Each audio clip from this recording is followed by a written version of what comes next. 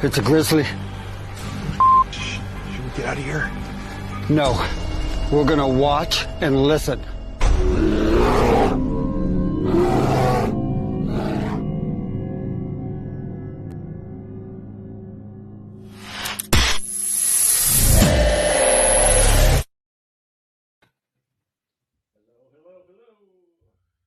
Well, what's up? Yeah, there we go, ladies and gentlemen. Late but never late for dinner, I should say, right? Welcome to another edition, ladies and gentlemen, to Rolling the Bones Around the Cage with Grizzly and Gumshoe Val. What's going on, rock and roll man? I can't hear a lick of word you're saying there, so we got to...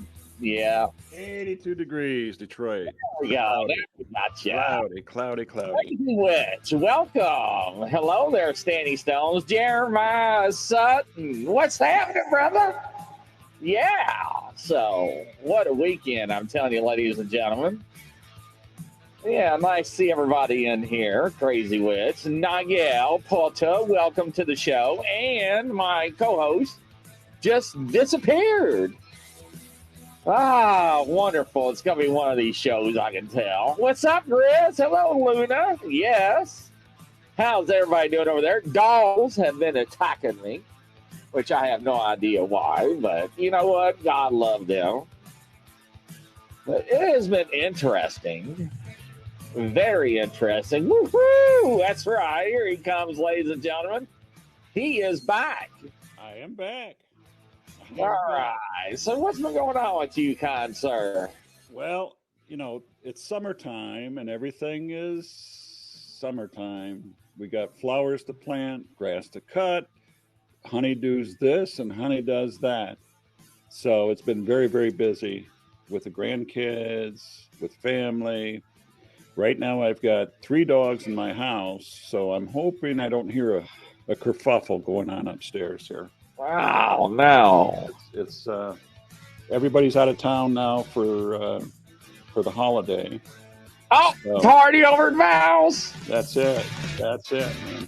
What have you been doing, Grizz? Oh, man, I have been, working on my shows, adding more shows, doing this, doing that, adding more psychics, talking to reporters. I swear, you never rest. I don't know how you do it. So they're like, I had a couple people were like, "You are still up," and I'm like, "Yeah, I'm still working on shows and advertisements and everything." So yes, I do stay busy, ladies and gentlemen, but I enjoy it, right? So I did tell you about my Sasquatch sighting, right, over at Sonia's house. Oh yeah. That is crazy, and it was funny. I was talking to her today, and she was like, "Do you hear that? She's upset because I did not give her any eggs." And I'm like, oh my gosh, here we go again, ladies and gentlemen. So, I'm not going to say anything, but you know how I feel about gifting, ladies and gentlemen. But yes. And that goes for hard-boiled eggs. Now she does. Now she claims she makes some good pickled eggs. Now I will have to be a judge of that because I love pickled eggs. Mm-hmm. Yeah, I love pickled eggs. So. Ain't that right, Eric? Just joined Simply Spooky Network, too. All right, Eric. Welcome to the show, brother. Crazy Witch is laughing. Yeah, it's never a dull moment with her, but yeah. But what's going on with you, though? Not a whole lot. A lot of people that I know, they're out of town. They're booked up for the conferences and stuff. And I was thinking about the conferences. I was thinking about going on hikes and stuff. But with this, and I know around Michigan and stuff, I've been in government areas, state-owned parks and federal parks.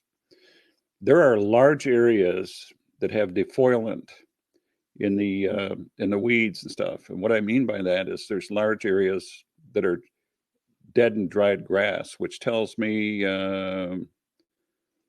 something's going on with the weeds. Something's killing the weeds, the debris, and the foliage and stuff. And I don't want to be stepping through that stuff. if you know what I mean. Yeah, I do know what you mean, right? Mhm. So they are doing things out there in public and across this land. And I'm not being Slim Jim. It ain't a squat stick, but it's a Slim Jim, so I'm going to snack on it here and there. But anyways, I had to throw that in there. But no, I do understand that and agree. And I was talking to a lady. She was on one of our shows called Open Door with Brenda Hartman. And her name is also Barb. And that's the shoot girl, the one that had the Bigfoot that cloaked. And let me tell you something, ladies and gentlemen, she has got this clan that lives on her property, and she has stories. And she invites people out that are believers and non-believers to come out and camp on her big, large property. And it's never a dull moment. I can assure you that. And so I asked her, we were talking, and I was like, so what do y'all do when y'all go camping? And I was like, boy, what is the first rule of thumb when you are an attorney? Never ask a question that you don't know the answer to. So I was sweating bullets. I'm like, oh my God, something bad's going to happen. She's like, we play music. So I'm thinking, all right. She's like, I told her, so I got this brand new big jukebox, box, that call blast. And she's like, no. She's like, you get drums and just start drumming and do musical instruments, and they will come to you. And that caught my attention. And she said that one guy had a stick, and he was, didn't have an instrument. So he had his big stick, and he was beating it on the cooler. And during the beat, he would go clunk. And then after a couple of minutes, it went clunk, clunk, clunk, clunk. They were actually participating with the music. Now, is that not ludicrous? That's crazy. Yeah, that's what I said more than that. So guess what I've been looking at online? I've been looking at kind of like little drums that you buy. Mm-hmm. They're not expensive. You get them from 8, 10, 12 inches. They're all under $20. You get a set of 2 or a set of 3. And it comes with little mallets. It's like the Indian drums. You sit around and hey-oh, and, and hit them next to the fire. And so, yeah, snap into a Slim Jim. That is correct, Eric. Yeah. In a lot of reports that I research and stuff where instruments are involved, a lot of times people seem to get responses with flutes, wind instruments. She said that. She said flutes. Yes. String instruments such as guitars or violins. But those are the 2 instruments. Now, I've heard about the percussion, the drums, insofar as people hearing drum beats, such as what people would expect from Indian drum beats, Native American drum beats and stuff. I heard that also, but then I also see where visitations are involved with that. So, is there a connection between the two, between all those? Probably, for sure, so those are some things to toy around with. Those are some things to talk about. So, well, I got some theories. Now, I've got 4 cell phones, a couple of iPods, and whatever else you want to call it in technology and iPads, whatnot. So with this call blaster, I thought about taking this call blaster, big speaker. I mean, it's good size, got LED lights on it and stuff to get your attention because, they evidently like lights. Have you heard that about cat balls and stuff? Now, do you know what a cat ball is? I think you have one, don't you? Yeah. They actually, damn things, the dolls turned it off the other night. I couldn't figure out why during the show it wouldn't light up. So after the show, I picked it up and shook the hell out of it. Mm-hmm. I was like, wow, that damn thing went working. And I hit the switch and it came on. I was like, oh. I was like, dolls. Now, come on. Anyways. Grizz, didn't George Norrie have a show, or Art Bell have a show on about dolls, haunted dolls or something? Yes, we're I mean, those actually going to do a show on haunted dolls. I am Those with are creepy. FDL Paranormal Audio. Okay, so yes. Mm-hmm. Now these crazy folks are going to have people send them items. Oh no, not me. Nope. I'm good. Are you But are you an antique collector or anything? Do you collect any stuff like that? yes, and I do believe in haunted vessels. That is correct. I sure do. I hear a disturbance upstairs. It never fails. That's all right. You know, no big deal. As long as I don't hear any growling out there, I guess I'll be okay. For the audience, I'm babysitting 3 dogs. My dog and my daughter's 2 dogs, German Shepherd and a mutt. They're all basically, these dogs are all adopted dogs, so they were taken to be given a better home and stuff like that. And I believe in that. I really believe in that. I do too. Yes, sir. Absolutely. Yes, sir. Absolutely. Yeah. So when you think about antique stuff, I don't know, Grizz. I'm a little dubious about that, because I believe just the stuff that I've read, the stuff that I've experienced over the course of my life, people place imprints on different items. Something could be, say, a telephone, for instance. I used to have an old telephone, and if that's been around a house, a family where something has gone on, that maybe it wasn't so good. I don't want that. I don't want that energy in my house. I don't want it in my house. So, I don't want ownership of that item. It's not important to me. Now, you all will laugh, because usually when I go antique shopping, I take EMF detectors, holy water, and crucifixes. Mm-hmm. And you see people's faces in these antique stores. They're like, what the hell's he doing over there? I'm testing things out before I take it home. And really, plus, you're supposed to buy, yes, you're supposed to tell whatever it is that you think, hey, you are not allowed to follow me home. Mm-hmm. Then I have a couple of prayers in my prayer book that I have saved, because they taught us what to say, and it relieves whatever's attached to it. Now, I'm not saying it's 100%. Sometimes it may take 2 or 3 times or weeks, whatever, but you have to do a couple of things. So when you do purchase something, you have less of a fear of something being attached to it coming home with you. Mm-hmm. So, yes. Now, the Chucky story, Jeremiah Sutton. Woo! My oldest daughter, she hates me because she still has nightmares about Chucky.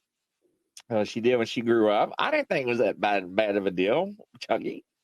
But anyways, yes, some spiritual attachments. So, yeah, we're actually doing a show on that. So my thing about this call blaster, I figure I'll take one of my cell phones, because it's Bluetooth, and put it 150 acres away. Now, ladies and gentlemen, to define an acre, there's 43,560 square feet in 1 acre. So you times that by 150, that tells you the square footage of this land. Mm-hmm. Well, I got a whole lot more than that. Then I thought, on the other side, I will be banging on some drums. So this way I'll have the flutes, the Indians, and the tribal music playing full blast, and me doing my thing on the other side. Now, what will call in, or what will make the local newspaper, I have no idea. So I just feel sorry for any raccoon hunters out in the woods at night. So, yes, it's going to be interesting. So how many feet are in an acre, did you say? 43,560 square feet. Wow. 1 acre. So in a mile, I'm just thinking, just to put that in perspective, a mile is 5,280 feet, I think. Yes, that is correct. And to think that an acre is beyond that, it's And if somebody people don't realize that. Yeah, people. I mean, for 5 acres, 10 acres, that's quite a distance. But we're talking about square. We're talking about. That is correct. Right? We're not talking a straight line. We're talking square. A foot by foot. Yeah. Yes. within That's still a 14 lot years. of that's still a lot of ground though. It is. Because if you take 2,800 acres, that's a lot of property. So I got 20 feet between my house and the neighbor's house. Talk about acre. This is the way it is living in the city, my friend. I could brush my teeth in the bathroom and wave at my neighbor in the living room. That's the way it is living in the city. That is the city life. You see, at my old house, we bought a house as a new development. And I told the builder, I'm like, look, I don't want nobody to build next door. I want to buy that lot. And he says, why do you want to build a lot for? I'm like, I got to think quick. I said, I'm going to put another garage on there and a 3.5 car garage. And hell, I didn't want it for nothing. I just wanted to extend the yard and whatnot. So I did all the paperwork, went to the closing and everything, and we closed on it. And then I got a letter and a call from the attorney. They're like, hey, we have to refund you the money. I'm like, what for? Well, the grandson filed bankruptcy on the grandfather behind his back and used the property as collateral and didn't tell nobody. And I'm like, wait a minute. Isn't that why you do the title insurance Mm-hmm. and the title check? Mm-hmm. So now that insurance that I paid for should pay that off, and I should still have acquired that property. Now, that never did happen. So thank God when I got out of law enforcement and went to civilian world, the company I worked for, they sold my house and transferred me because I was the same thing. I can actually put a broomstick almost damn near between house to house, and that drove me nuts. No. And they had a hot tub on the back. They had to put and I had a big deck. My deck was like, I don't know, 45 foot long by 15.5 foot. No, it was 16 foot wide because they made it by the length of the boards. And it was really nice. And it ran to the whole length of the house, the second story of the house. And I told my daughter, if you ever snuck out, I'm going to know about it. But anyways, and she never did do it. So, but they had a spa, and nothing like sitting on the back porch and having family friends over and be like, let's see how we can block that area right off. So, Thank God we didn't live there long. Yes. So, I wonder about the real estate laws insofar as Bigfoots and spirits in the houses. Well, they changed it in Kentucky. You used to have to tell them. Yeah. Now it's whatever goes. Yeah. Yes. Yeah. Yes. It's called a stigmata. Is that what they call that now in real estate? That is correct. Let me fact check myself here. But I think it's called. It tells you how long it's been since I've been in real estate. Term for murder house. But there is an actual term, ladies and gentlemen. The Homeowner Suicide Association. Okay. Do you have to disclose a death in the house or a suicide or a murder? Hold on. I'm bringing it up right now. Most sellers know they're obligated to disclose physical defects like a faulty foundation, mold infestation. Well, that's normal. Mm-hmm. But what about disclosing of a death or anything else? And can you be sued for it? And it says, what about disclosing a violent death? It doesn't say anything. Lead-based paint, which most of the time we don't have to worry about it anymore because the homes are newer. And plus, how many layers of paint around the home, but they still have to give you the lead-based. So no, it does not give you an answer. So, yeah, well, that's what I thought. I'll tell you, when I bought a home in a condo to flip it, as investment. I know why. You know why they quit doing it? Why? You're not going to believe this, ladies and gentlemen. There are companies out there just like Carfax. I'm not joking. I'm going to post this. This is not funny. I just post this out here for everybody to look at. There are companies out here that will do the background check to see if there's any stigmatas in that home. And they charge you for it. That's why you don't have to disclose it no more. Look at it. Diedinhouse.com. What do they call it, Chris? Diedinhouse.com. Yeah. That's one of them. And there's many of them that came up. That's exactly what I did before I bought these properties. I did the background check on these places, but in that last property that I bought, the information didn't come back. It was hidden.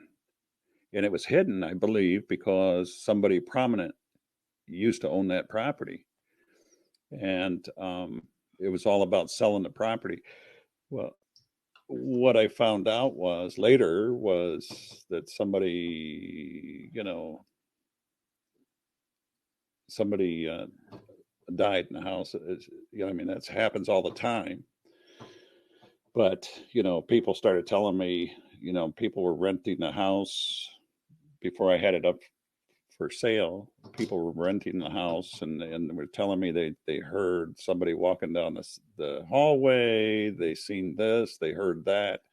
I never seen anything. I went through the house before I bought it. I didn't find anything unusual about the house. Through official means, through background investigation on the house. Calls the service. Yeah. I mean, I didn't see anything. That stuck out with me. You know what I do? I go knock on neighbors' doors. And that's exactly what I did. It's lovers. Neighbors love to talk. It didn't match what I was seeing on the house and stuff. Uh-huh. But then I found out what had happened. And probably, in those cases like that, in the residents that I'm familiar with, where there's been a murder or something like a suicide, I'll pass on that. No matter what kind of deal it is, I'll pass. No, thank you. I'm not interested in that. But what I do, whenever I bought a new piece of property, after doing all this, and this is called due diligence, I do have a pastor or somebody come in and cleanse the house. And then the second order of business is changing all the locks on the doors. I learned by experience. Wow, you better believe that. Yeah. One of the houses that I used to own, I didn't do that. And one day myself and my two young daughters were there in the house, just leisurely watching television. They were watching television. I was laying on a couch. And some stranger walks in the front door. I mean, the door was locked. He walked in. He had his keys, and he walked in the house. And I got up and stopped him at the door and backed him out of the front door. Who are you? And who are you? This went on for a couple seconds. I would have dropped his ass. I'm the owner here. What are you doing walking into my house? Well, Foo-Foo used to live here, Well, Foo-Foo doesn't live here anymore. I live here. This is my house. You can't come in here like this. Don't walk in here again. Like that's one of the learning moments in life. So that's the first order of business that goes on. You have no idea how many people live and leave a house before you buy it like that. So that you're right.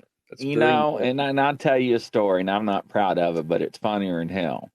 So my old house, one of the old houses I had, I was driving down the road, wasn't going to go home, but there was a car in the driveway. And I'm like, well, no, wait a minute, ladies and gentlemen. Now, nobody's home.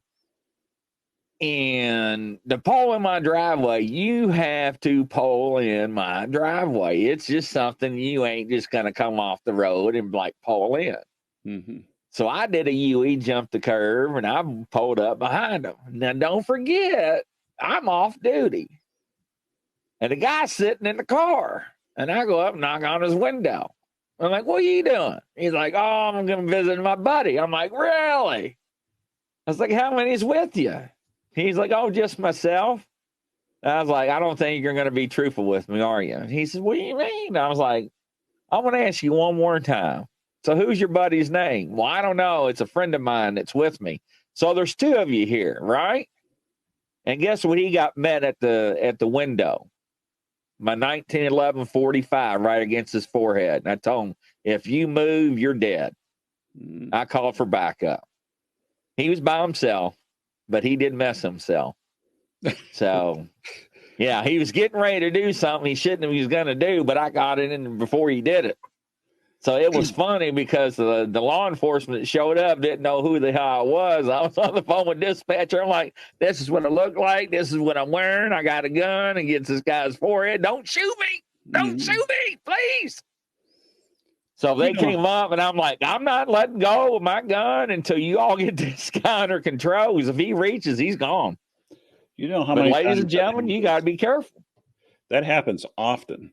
Yes. It happens often. And I recall something very similar to that happening years ago. As I remember, the wife was a Border Patrol agent.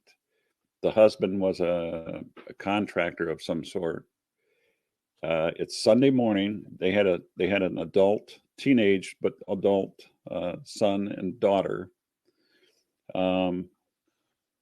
The boy and the girl were told, when you come, the last person in the house, make sure you lock the door before you go to bed. They didn't sit up and wait for these kids to come home. But when they came home on a Saturday night, Sunday morning, they told them, you guys come in, the last one in, make sure the doors are locked. They didn't do that this particular day.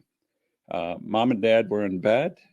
Dad got up to take a shower. Mom was still laying in bed. There's a large body-sized mirror in the bathroom that can show down the hallway. On this particular day, Dad was in there taking a shower, and in comes idiot, walking into this house.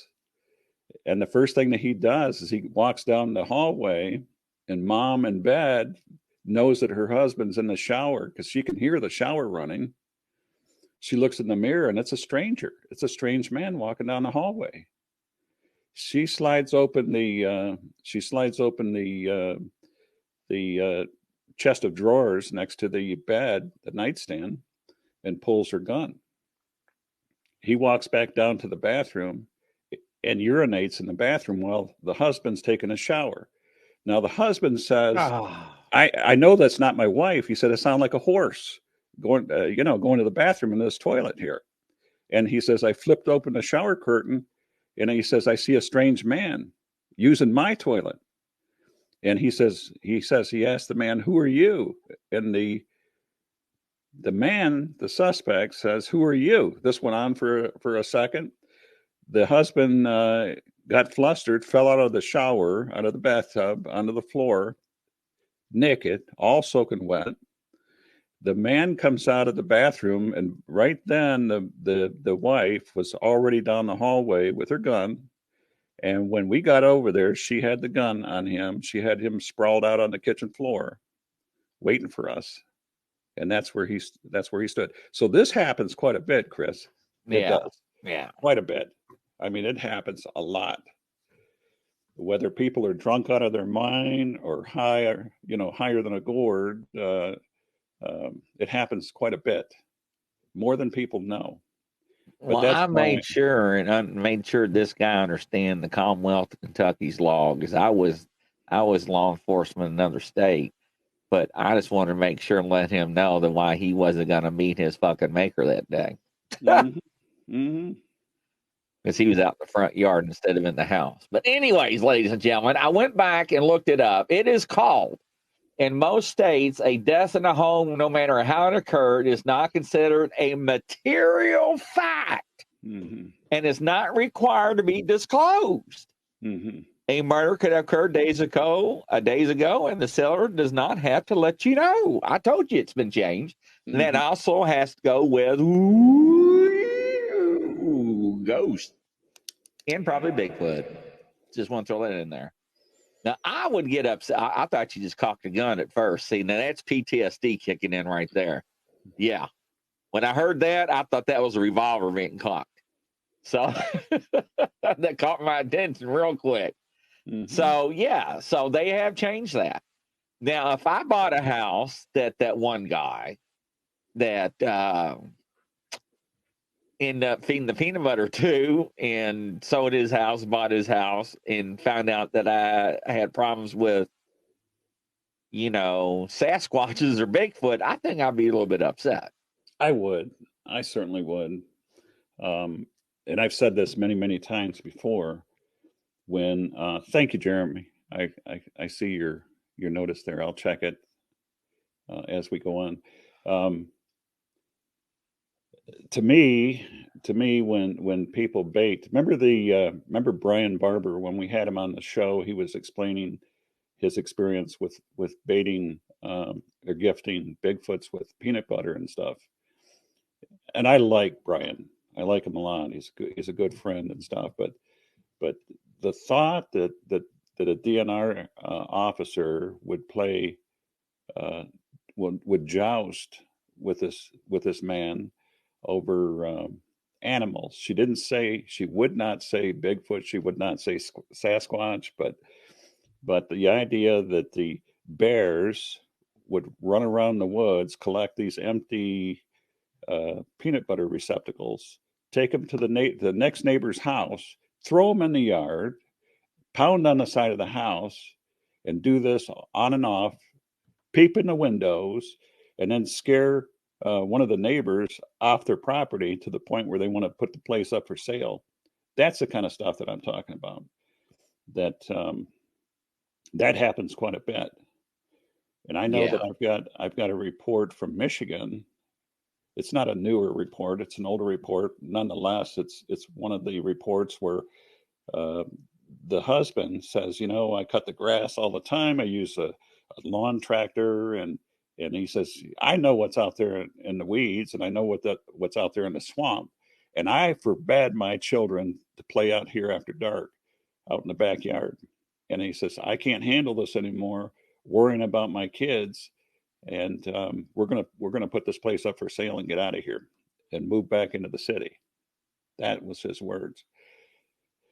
And so, when I look at these areas, I think we talked about before, and I wanted to get in with Richard Saul when he comes onto the show, and it's been very, very busy, and I understand that with the holidays and stuff. But when Richard comes on, we're going to discuss the Miller document. That's pretty fascinating, Grizz. This is a document that people said was a hoax, was a fraud, was a fake and stuff, but I don't think so. And there's a lot of reasons why I say that. But my question is, I want to know what people think. If you move into a house or residence, condo, townhome, whatever, and you have problems with Bigfoot and you were not told, how would you handle that? We'll be right back. I want to hear y'all's answers.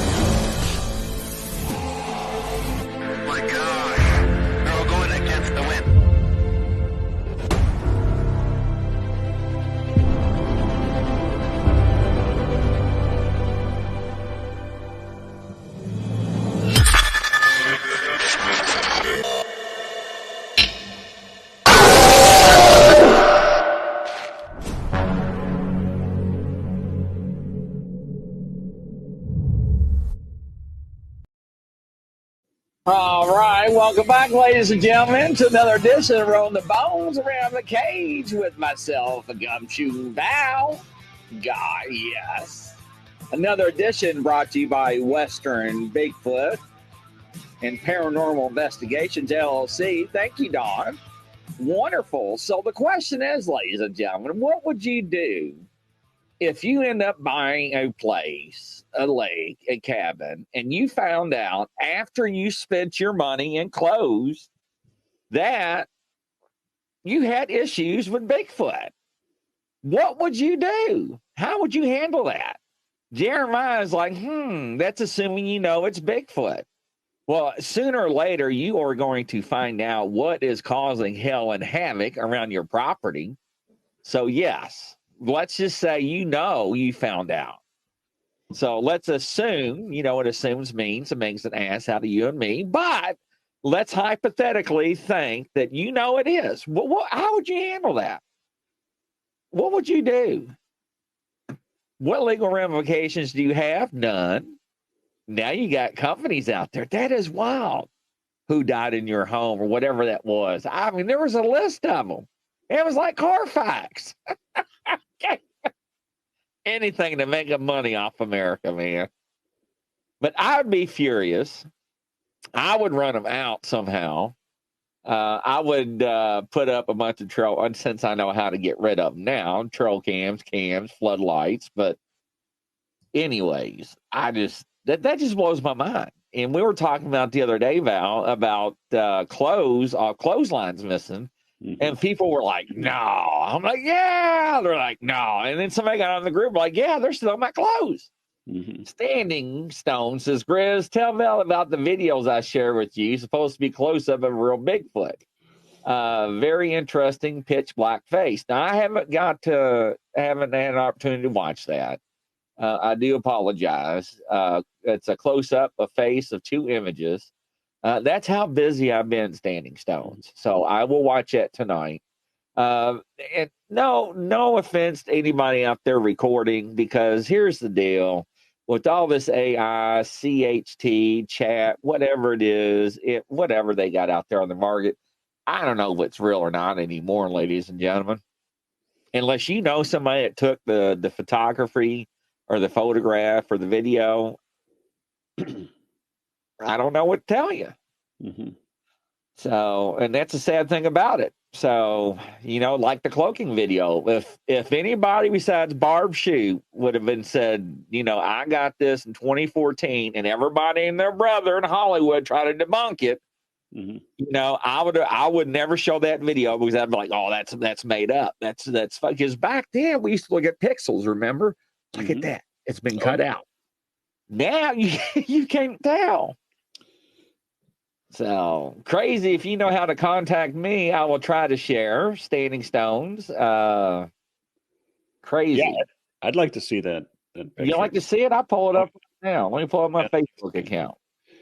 Now I do know that in the research that I've done, Bigfoots have been their face.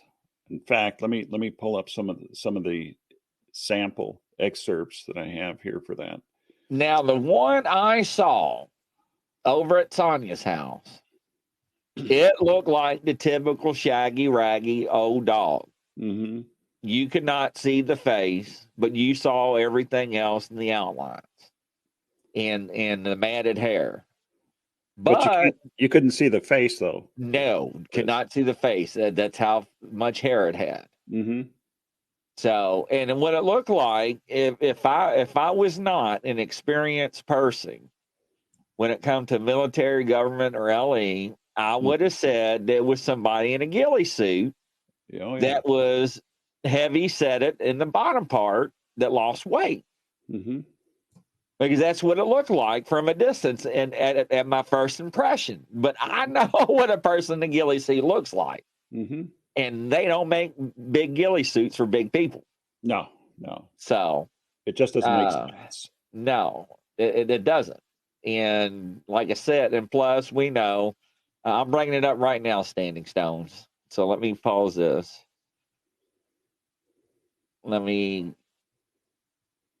Parachute pants. Oh, okay. Let me share this video here. And let me make sure I get the audio with it here. Present, share screen.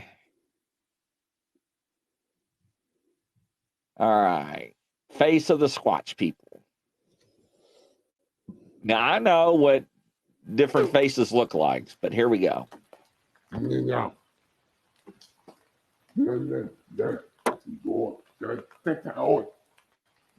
Sounds like samurai chatter.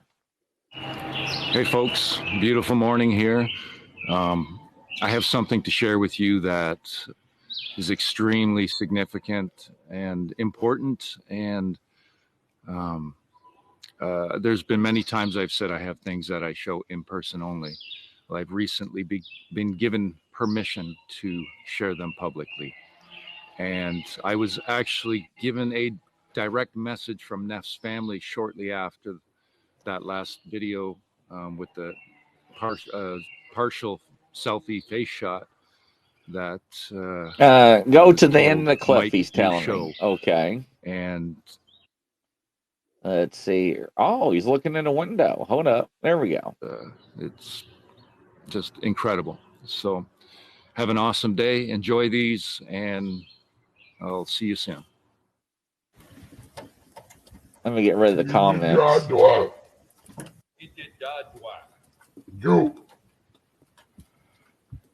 You, my friend. You.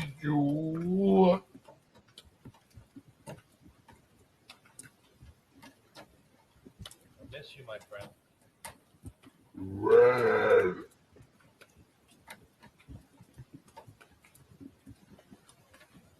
You know who? Who? Who?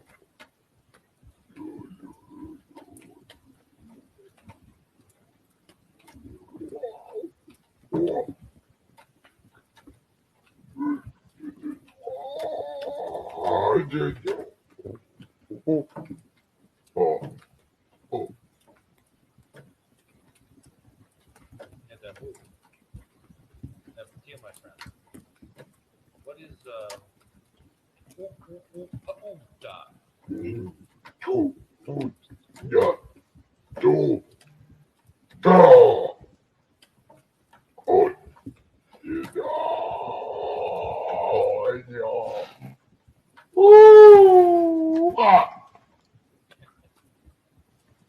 Love you, buddy.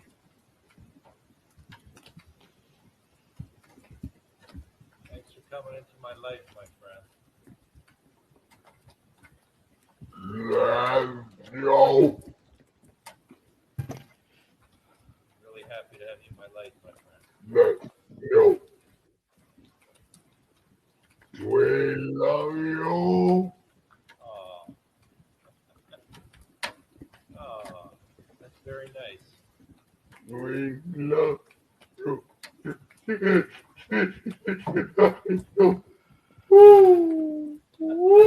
God. Oh, man, I love you, buddy.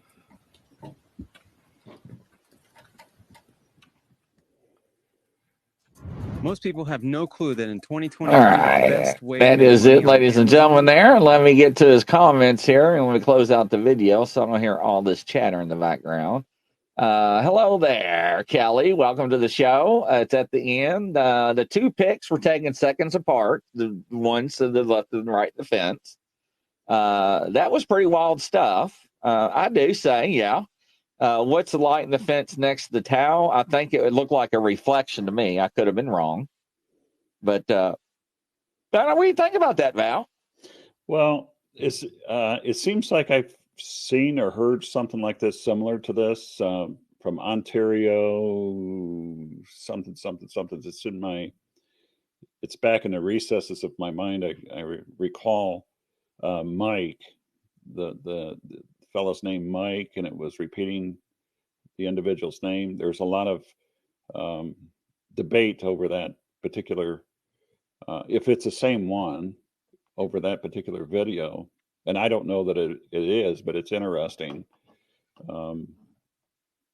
But now I would love to put the voice on a spectrograph, or yes. you know what I'm saying, and look at the frequencies and pitches. Get the inflection and the nuances of the voice and stuff. I don't know that that's ever been done, but it was interesting. Now, was there a double exposure on that? Because it seemed like there were two. Now, there were two pictures taken side by side, seconds apart. Oh, okay. All right. So it wasn't just a blooper or anything. Yeah, No, it's interesting. Very, very interesting. To your second part, you were talking about the Sasquatch faces and stuff like that. Yeah, I've seen a lot of different takes on the face. Now, in my particular case, the hair, the face had very, very little hair on it, and I think I described it as and I don't know if it was oily because it was extremely hot and humid during my experience in Michigan. But the face took on the appearance of almost plastic, pasty, oily complexion to it, but a pink complexion. And now, Grizz, I know you've seen deceased people before, what they look like. Yes, They've that been is sitting correct. there for a while, and that's the impression I got.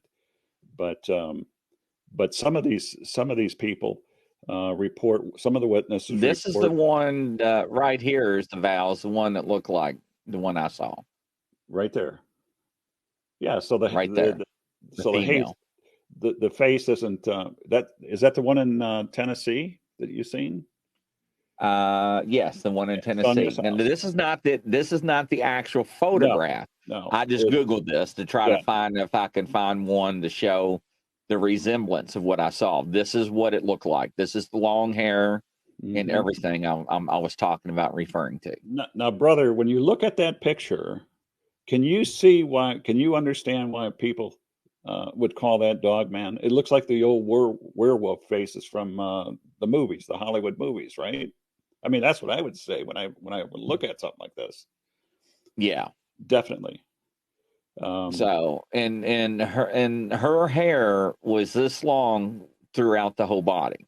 Mm-hmm. Shaggy. So shaggy, yes, like a dog, like an uncut, trimmed dog. So Mhm. yes. Mm-hmm. So And the one that I seen had no hair. Well, I'm sure you've seen the photo of it before. It had no hair, possibly because it was red and light complected, pink complected, but it had no. The face wasn't buried in hair. It resembled human being. Right here, this photo, the second picture over to the right. this one? Oh, this one. Right down below that, Grizz. This one? The second row over here. The second photo to the Here, let me see what you're pointing at because you're right and my left. All right, where are you pointing at? right here. This one right here. All right. This photo I from can't- Todd Standing. All right, let me go back to there. Oh, I didn't mean to hit remove. There we go. Let me go back to Sasquatch faces. Mm-hmm. And you're saying Todd Standing. So you see Yeah. where my arrow is right now? Yeah. Go to the next line. The next row there. And it'll be the second picture in on the next row. This one? Nope. Go up one more row. Go to the go to your left. Right here. The second picture on that top row right there. This one. Yes, exactly. Todd Standing's picture. Okay. Now, the Michigan picture, the Michigan photo that I took looks similar to that. To me, that facial appearance looks remarkably human, doesn't it? Yeah, it does. Yeah, that's what I seen. Exactly the type that I seen. Exactly.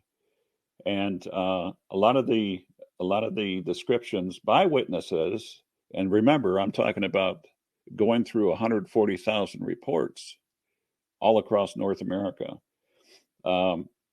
There's been reports of pink complexion, like pink domesticated pigs. You know what I'm talking about. That type of complexion. There's been reports of white, like a ghost, white complexion. There's been reports of black complexion. Mm-hmm. Then you got the scar-faced ones and the thick skins. Yes, exactly. Yes. And then there's been all sorts of descriptions of hairy face, hair all over the face, just like you were showing, which is hard to discern. So somebody asked me a minute ago about the hair covering the face. Part of the face was covered with hair. Mm-hmm. It wasn't all the way visible. Mhm. So it was just put my beard on top of my forehead and bring it down. Oh, gee. So almost, yeah. I mean, that's why I said it looked like almost if you weren't trained, you would think Mhm. it was somebody in a ghillie suit. Yeah. Yeah. So, but this thing was completely almost engulfed in hair.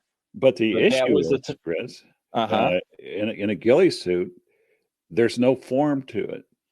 Right.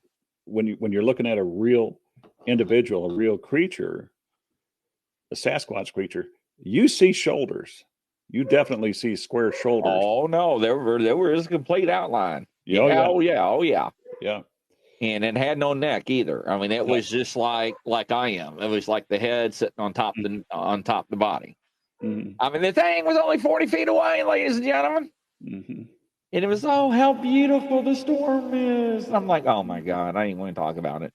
Mhm. You know, but there actually was, and I was trying to find it, ladies and gentlemen. I cannot find it now.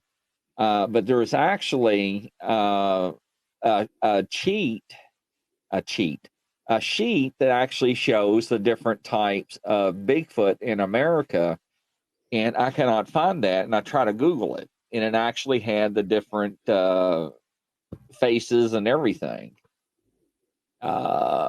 Here's something similar, but it's not the same.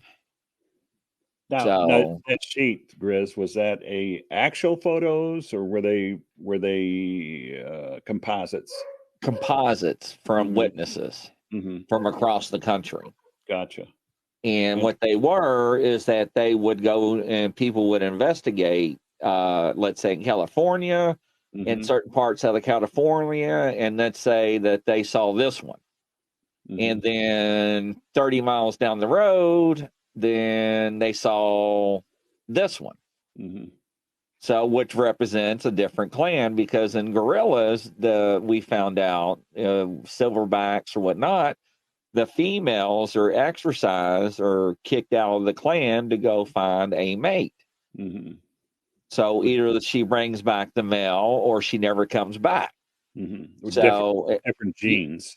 that is correct. So now seeing something like this, I don't know because that looks more human to me. Mhm. But, everybody, when they come up with these composite drawings, they're trying to get an idea what these things look like because there's so many different types of witnesses. Mhm. And they're finding out too, like this one, for whatever reason, you may not see, but only down in, say, Tennessee or Kentucky, but not out Midwest. Mhm. So what does that represent? Does that represent another ethnic background, another race of genes? I mean, I don't know.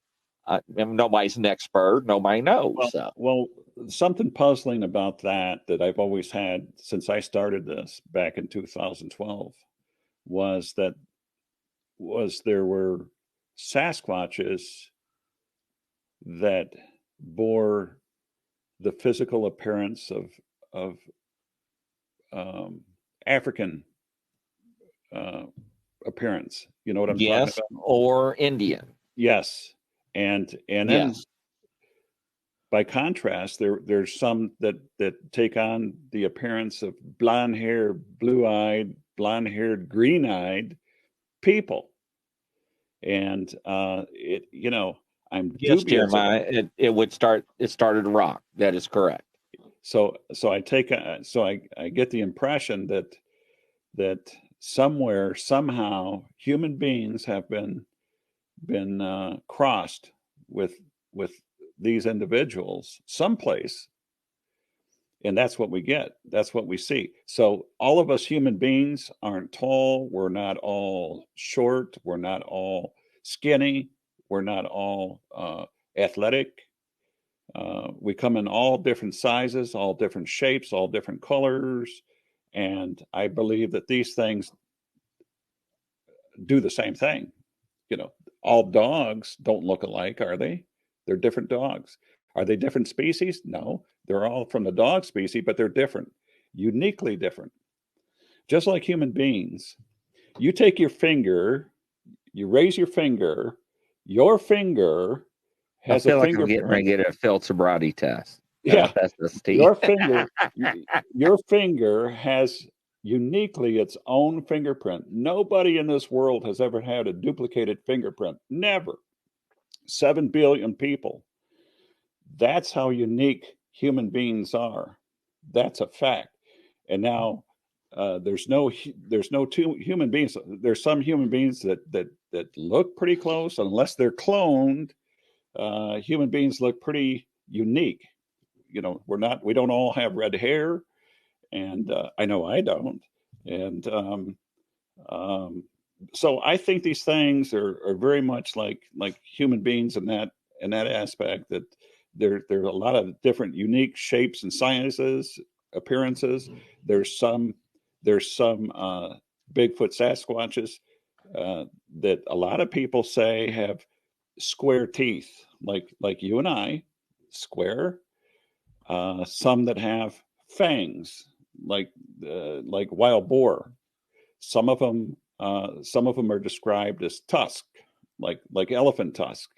Some of them have been described with horns, like goats.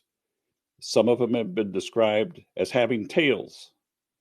You know, those that I seen didn't have tails, but somebody's seeing those, and somewhere along the line, the DNA is being crossed. For what reason? I don't know. Is this Now, we something? know Nephilim made it with women in the biblical terms, in the biblical times, allegedly, right? And we know back in the Indian days that they would take their women from the camps or their tribes and take them as whatever and did with them as they pleased. And they took the children and ate them. So we know about that, allegedly. Now, to answer somebody's question, which clone is Johnny Depp? That I don't know, or Johnny Depp. Now, the pictures I was showing are composite drawings of eyewitnesses' testimony on what they said they saw when they were drawing or computer animated. And they went back and color them to try to put and portray a picture of what one would look like if you saw this creature today.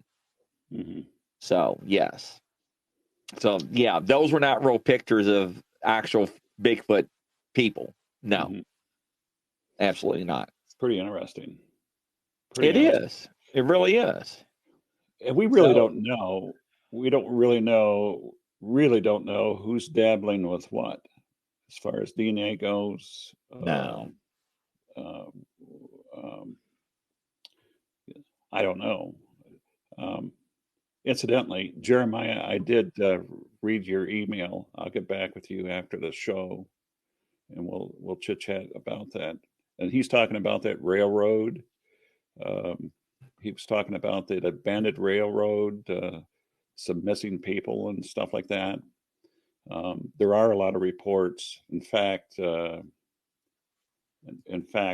railroad is one of the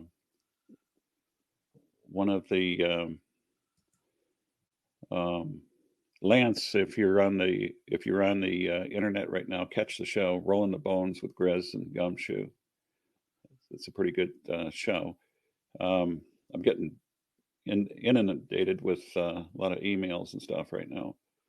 What's good? As we speak. So just to answer, go back with what Jeremiah was asking. And he brought up in a couple shows ago about abandoned railroads and stuff like that. I do several sets and subsets of groupings, and so a lot of things that I do when I go through reports is I flag I flag particular words and terms. For instance, abandoned barns, abductions, aggression, airplane, helicopters, because a lot of aircraft are involved in Bigfoot reportings. Believe it or not, there are a lot. Helicopters, airplanes, small aircraft, as well as commercial aircraft. All fours, when I speak of all fours, I'm looking for reports that have, that report the individuals or individual on all fours running and then standing up scooting on two legs and 2 feet. ATVs, blue lights. This is pretty interesting. When this particular subgroup of lights, in one of your shows, Grizz, you were talking about orbs and lights and stuff like that. This happens often with Bigfoot reports. And what I do is I flag those words, those terms. When I see that in a report, I flag it. I want to know what color the lights are that people report, the orbs and stuff. And you'd be surprised the variances in color for a lot of these things. And this goes on 280 times at least. So that's how vast this database is. So to Jeremiah's point, he was talking about railroads, and railroad is another one that I watch closely and I flag mainly because when I started doing this, I realized that Bigfoot Sasquatches are very linear, meaning like wolves, like predators, wolves, they follow a straight line path. They always do. They'll follow the grid patterns of the high utility towers. They'll follow the pipelines, the utility pipelines, and they follow railroads. And it might explain why from rural areas to highly developed inner cities and major cities, they've got reports of Bigfoot Sasquatch because they follow these railroads into these places. And railroads in particular, I have at least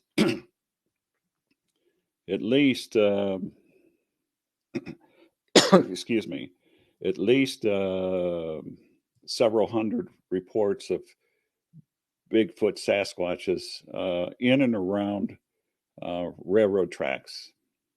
So it's not a coincidence. In order for it to be a coincidence, it has to happen at least 3 times. An event has to happen at least 3 times. But by the 3rd time that it happens, it's beyond anomalies. It's beyond happenstance. It's purposeful. So there's reasons for all this stuff. And in the case of railroad tracks, I'm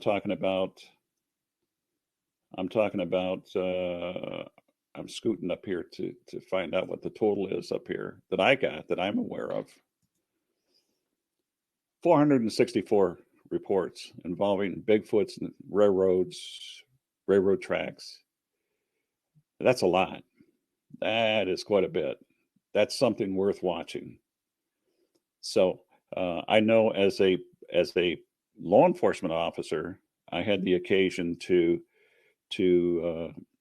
join in on a investigation because a train engineer thought that he struck a human being on a railroad.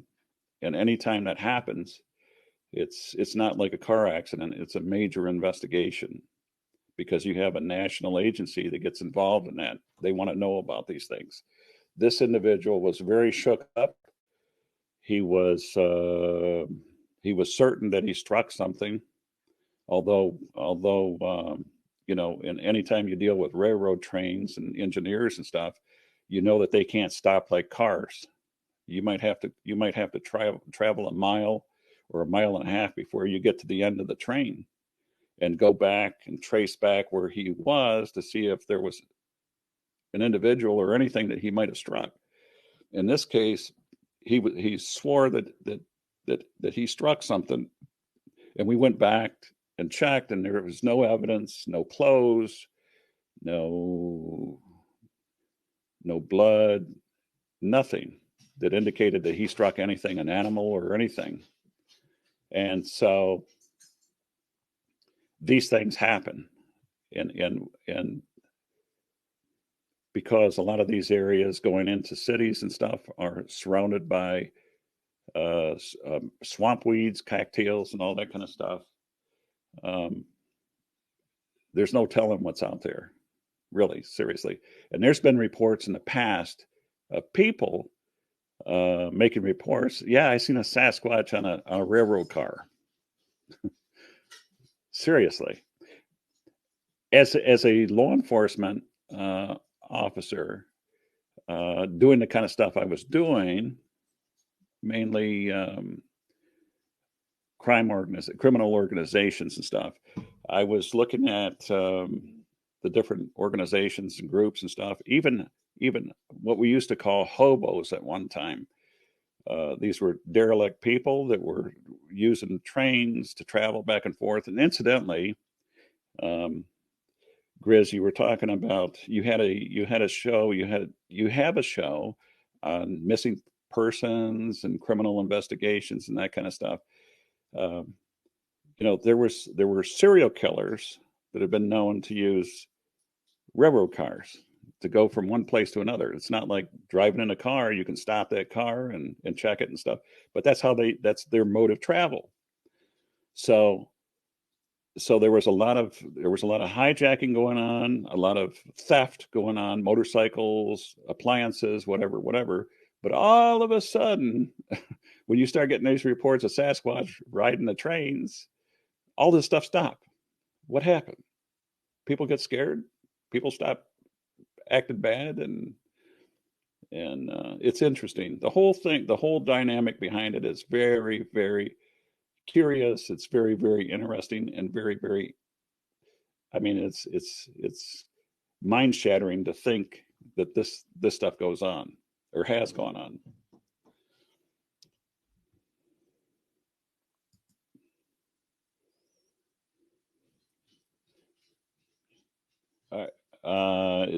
Is your are you muted? I've been talking. Y'all haven't heard our darn lick I've been saying. It's awesome. No. But what I've been trying to tell people all these years is that no matter what people tell you, you have to keep an open mind. Mm-hmm. I mean, I was listening to a show the other night, and they're calling these people the Watchers. They're calling them the what do you call the biblical people? The what's right on the tip of my tongue?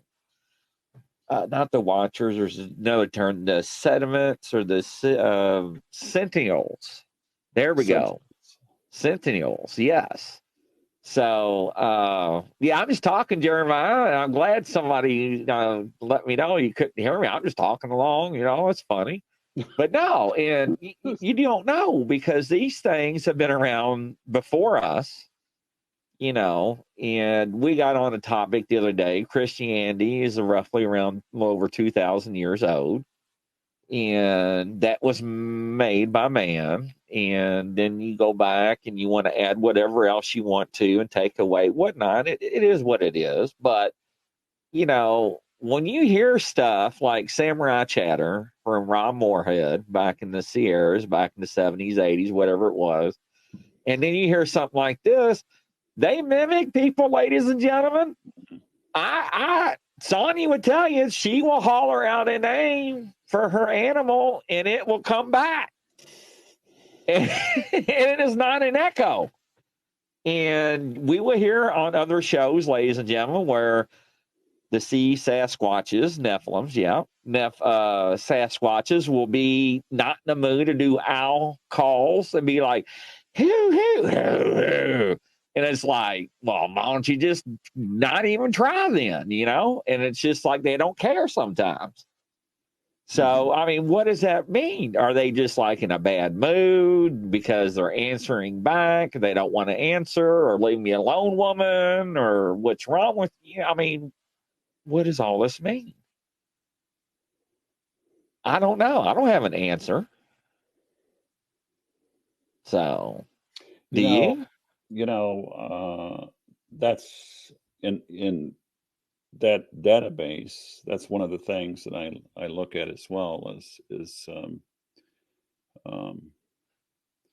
I call it. I titled it Bigfoot Speaking, and there's a lot of different things that have been reported by people over the years, and some of it is quite interesting, Chris. Outside of that one incident on the East Coast, I want to say Connecticut or Massachusetts, where and I might have, pardon me if I told this before, but it seems like it happened around Vermont, Connecticut, or Massachusetts. Definitely on the East Coast, though, where three men went to town. You know, they didn't have cars, so they went to town to drink and party and carry on. On the way back around midnight, they met up with a large 8 or 9 foot black Sasquatch, and they were all terrified.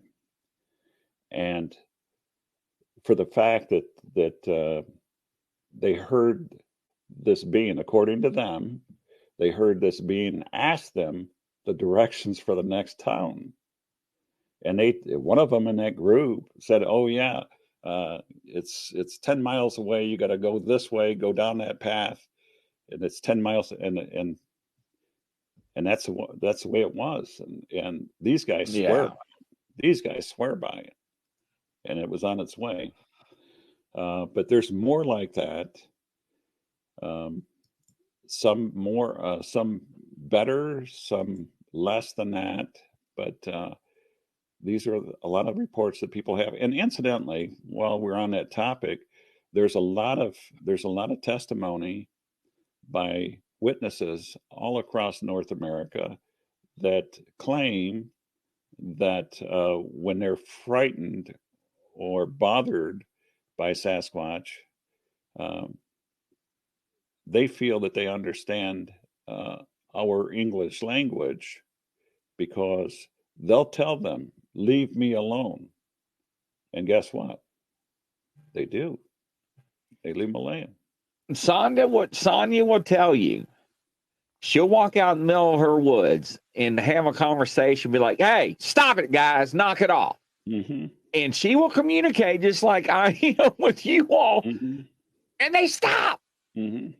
Now, my communication ain't going to be verbal. It's going to be bang, bang, bang, bang, bang, bang, bang, and a bunch of sawing down some trees and stuff. But that's just me. Now, I'm not saying, ladies and gentlemen, I'm a no-kill person. I just get a little antsy sometimes in the middle of the woods by myself. Now, the other night, Val, she's like, "You want to see one?" I'm like, "See one what?" She's like, "You want to see that female you saw?" I'm like, "Yeah, well, yeah." She's like, "Watch this. Now, you're going to see something and watch it blink." I'm like, "Okay, I'll watch it." And she turned her phone around because she's out in her yard. And there and behold was eye shine, which was green. Mm-hmm. And it blinked. Not once, but several times. Mm. And she's like, "I told you." I'm like, "What?"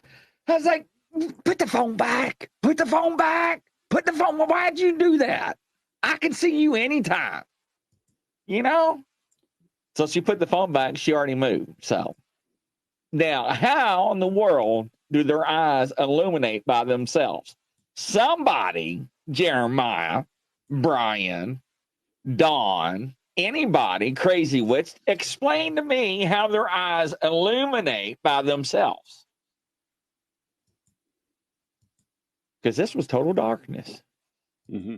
And ladies and gentlemen, these were not fireflies. They were too high off the ground and too big and bright, and they were separated. And I mean, there was a good distance between them. There was some distance. I can assure you that. So Jeremiah's like, "I wonder if the tone in your voice plays them apart." Man, Jeremiah, Sonia, honey, can you please put the phone back so I can continue to watch the eye shine? Are you nuts? Put that phone back, woman. I mean, come on. You know, I don't get to go out and live luxury in life and see the things she does every scene, the glyphs and whatever, the rock formations and all the prints on her property and stuff. And it, you know, I mean, yeah, I guess it probably was a little freaky to her or it or whatever it was out there, you know, not even 60 feet away, approximately. So, and she's like, "Oh, it's no big deal. She's right here. Do you want to see?" And I'm like, "Well, yeah, I want to see." I mean, who doesn't? But my thing is how do they shine? Standing Stone says a lot of blood behind them eyes. But blood glows in them?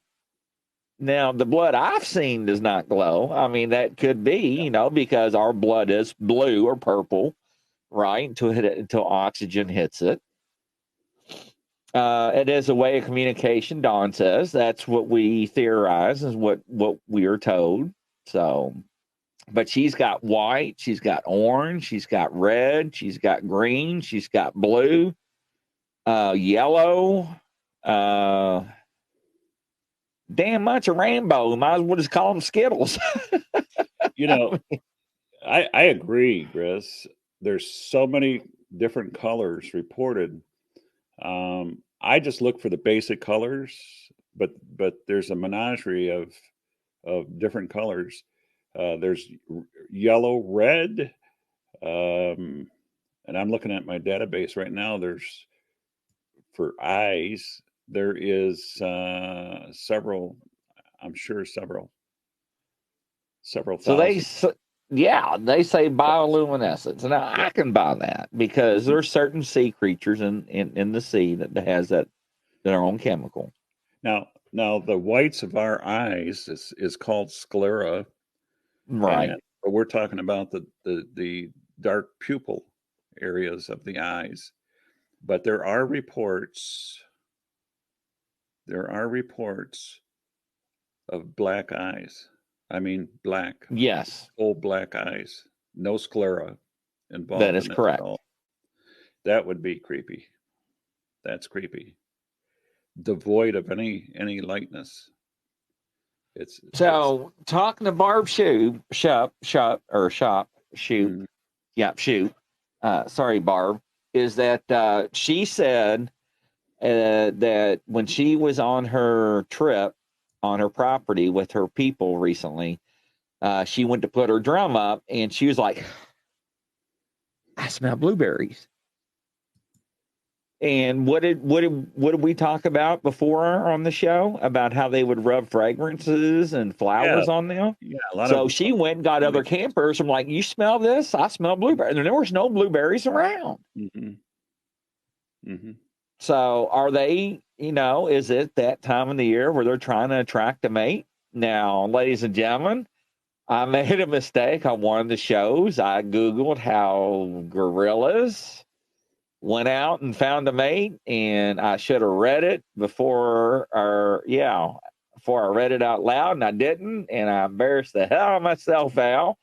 But there is a way that the females gets the attention of the males. And now, do Sasquatches do that? I have no idea. So, black-eyed children, yes, Don. So, yeah, I think I was referring to a friend of mine, Bigfoot Tony in Michigan. I've never been to his property before, but he claims, and this is the first time that I've heard that, although I found reports in line with what he said. So I have to believe that there's some truth in the matter, that some females, like human beings, some people are better at personal hygiene than others, but there are Sasquatches that are very, very particular about their hygiene, and some of them have been reported to have looked like they brushed their hair. Yes, very clean, not stinky, not ugly in that aspect, but some of the females smelled like bouquets of herbs and flowers, and have been sighted bathing themselves, probably to keep themselves clean. Now, in addition to that, I've mentioned before that there's a anthropologist, anthropologist that worked for the military, that claimed that his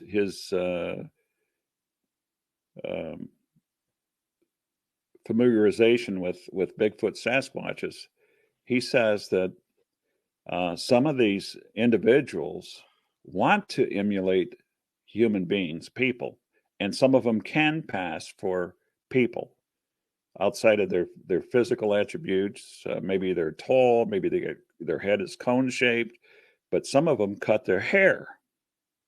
Yes. Imagine that, cut their hair. And he says if they put clothes on, you were talking about clothes earlier in the show.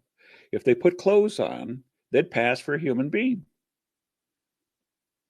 Absolutely. Now this is a learned scholar, a member of academia, hired by the government to study these things.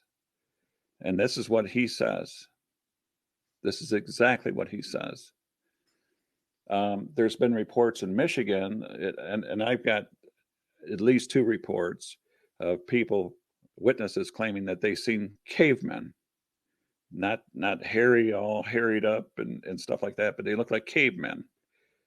They look like something that stepped out of the prehistoric textbooks and stuff. I don't know.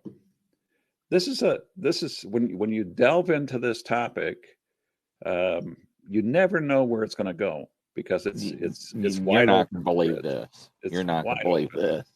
I got to share this link before I even read this. So I just pulled up an article, Val, Mm-hmm. and it's called sapiens.org. And of course, let me click on the link again.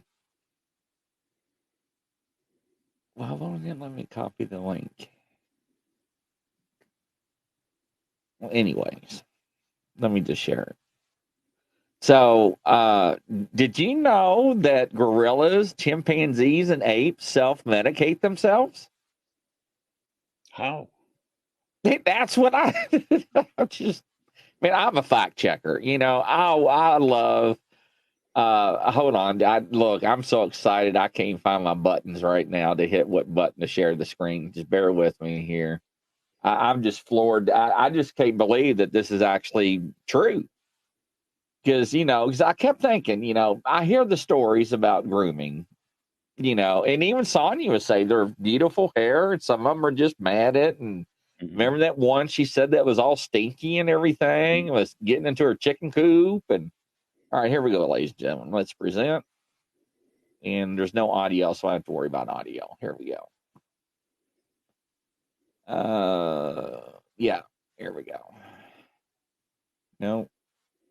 All right, so it says here what chimpanzees knows about giving medicine. So there's been observations that, and this has been published in the journal Current Biology, described they saw how chimpanzees apply insects to their own open wounds, and more mainly the wounds of other community members too.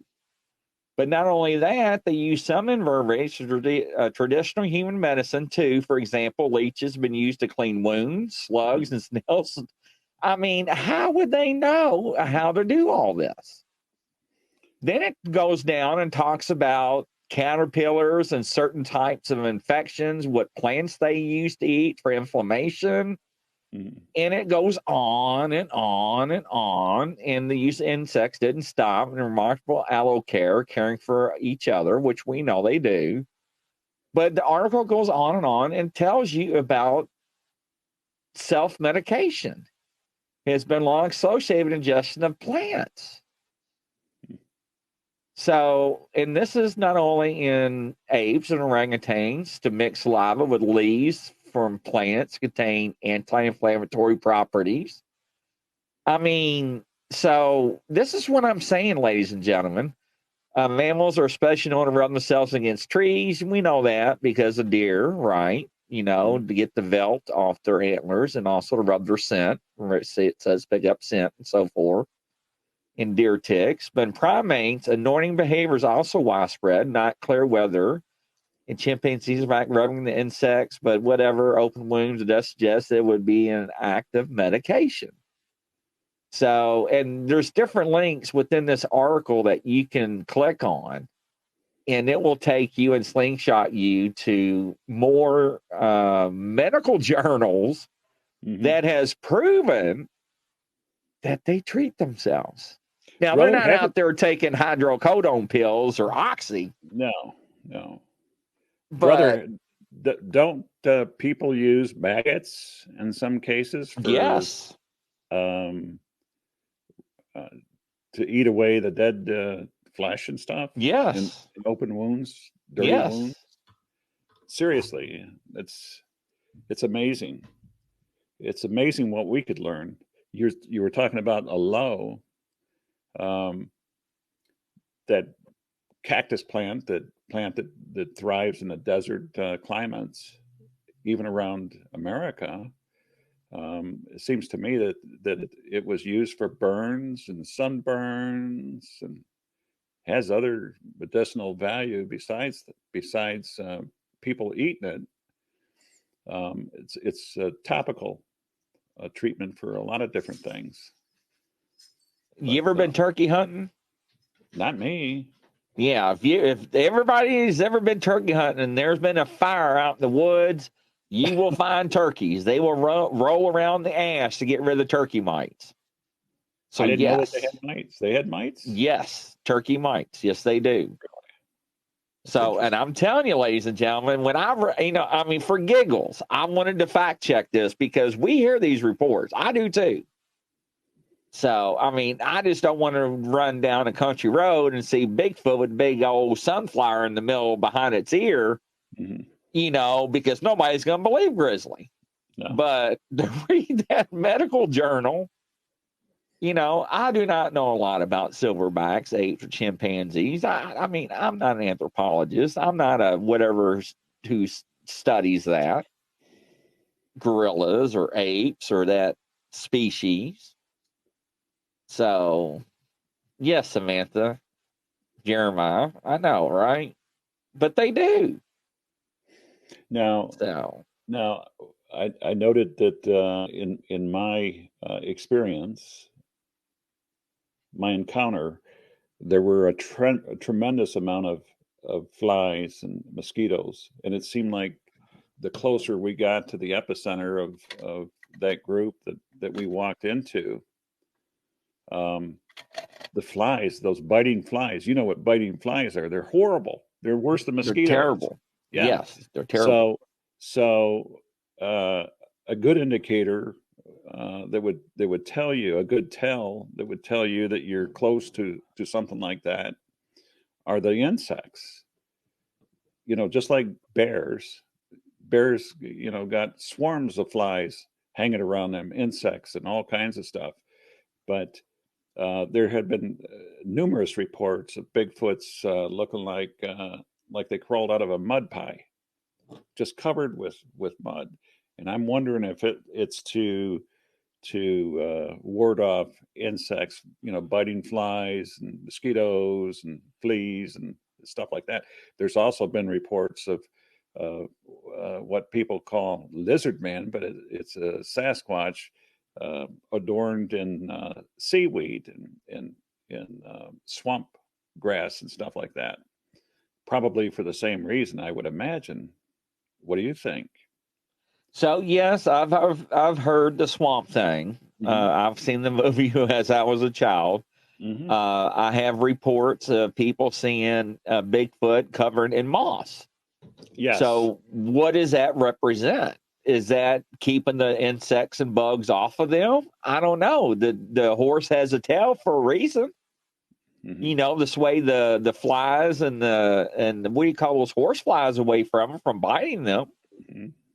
So, I mean, ladies and gentlemen, what I'm trying to say is these things are so intelligent.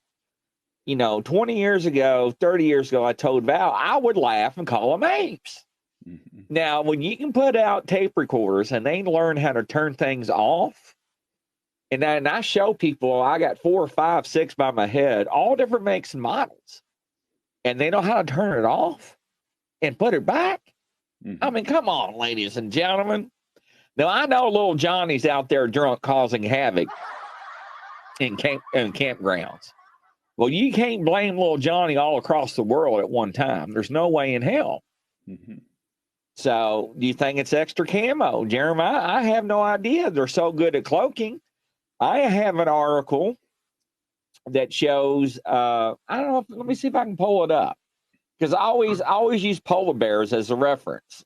Polar bear hair under microscope. Let me see if I can get an image. Because what it does underneath the microscope, it takes the light, and here's a good picture. If I can bring it up here. All right, let me share this image. Because somebody allegedly has got Bigfoot hair, and it says it's like a mirror. So this is how, oops, wrong one. There we go. And I'll blow it up on my screen. So this way you can blow it. That's what it looks like underneath a microscope. Mm-hmm. Now, the polar bear hair is black, ladies and gentlemen. This is from the surrounding. Now, I know people are like, oh, he's so full of crap. Now, watch this. I'm going to stop sharing the screen, and I'm going to open up another browser. And let me go back to StreamYard here. And present, share screen. And, all right, here we are.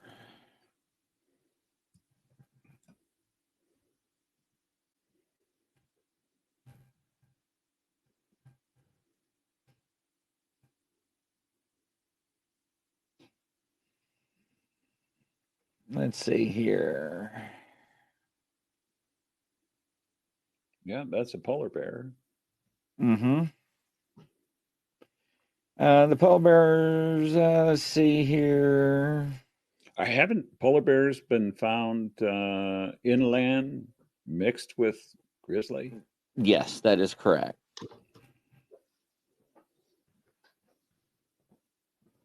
And polar bears are supposed to be as aggressive or more There we aggressive go. than grizzly? Yeah, yes. I'm sorry. I don't think I can play possum. So now you're not going to be able to read that. So what I did is I copied and pasted. And this way you all can read what it says about polar bear hair. Mm-hmm. And it says for the audio people for tomorrow, it says polar bear hairs have 2 layers of fur. The undercoat and guarded hairs, the 2 layers provide extra insulation for the bears. Both layers of hair are translucent with black skin. Translucent with black skin underneath, but despite this, they appear white.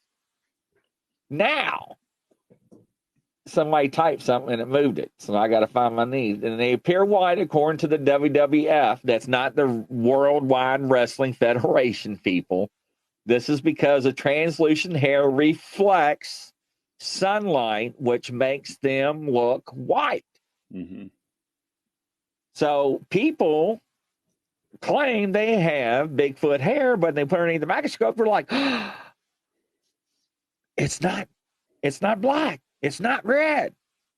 So now they're saying that somehow that they can alter their hair like some fish do, and chameleons and snakes and moths or whatever animal instinct, octopus, right, that can change their color right then and there to fit in with the background. So I have no idea. Now, where did that technology come from? Now, 2006, United States government says we can make a bunny disappear in a goldfish because they revealed that technology. That was in 2006.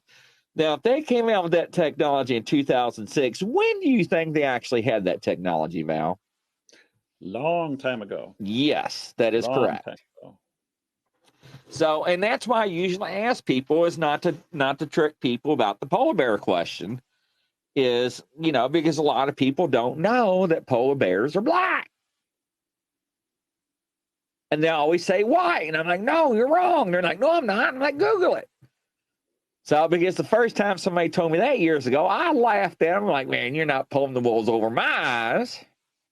So, yes. So, what is the difference? Now, we have seen the video of alleged Bigfoot cloaking.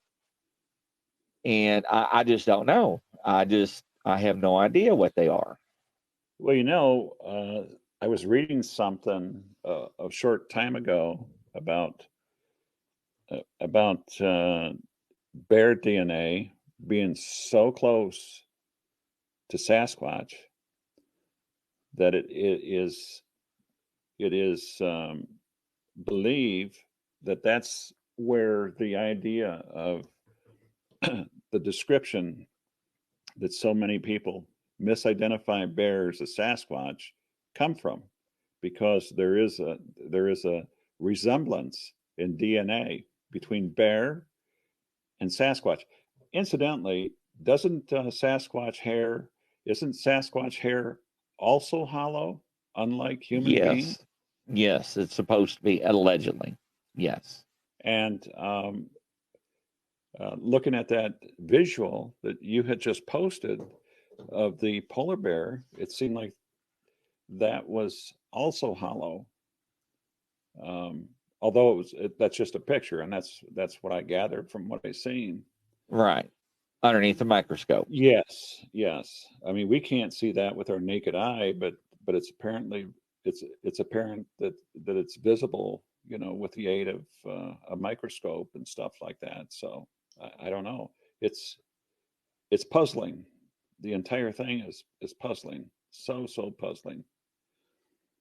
So But my question is too, is that is the thing, how do they cloak? What makes them cloak? Now I was taught that they have things that they have taught their juveniles at an early age on how to do things when they're young. mm-hmm.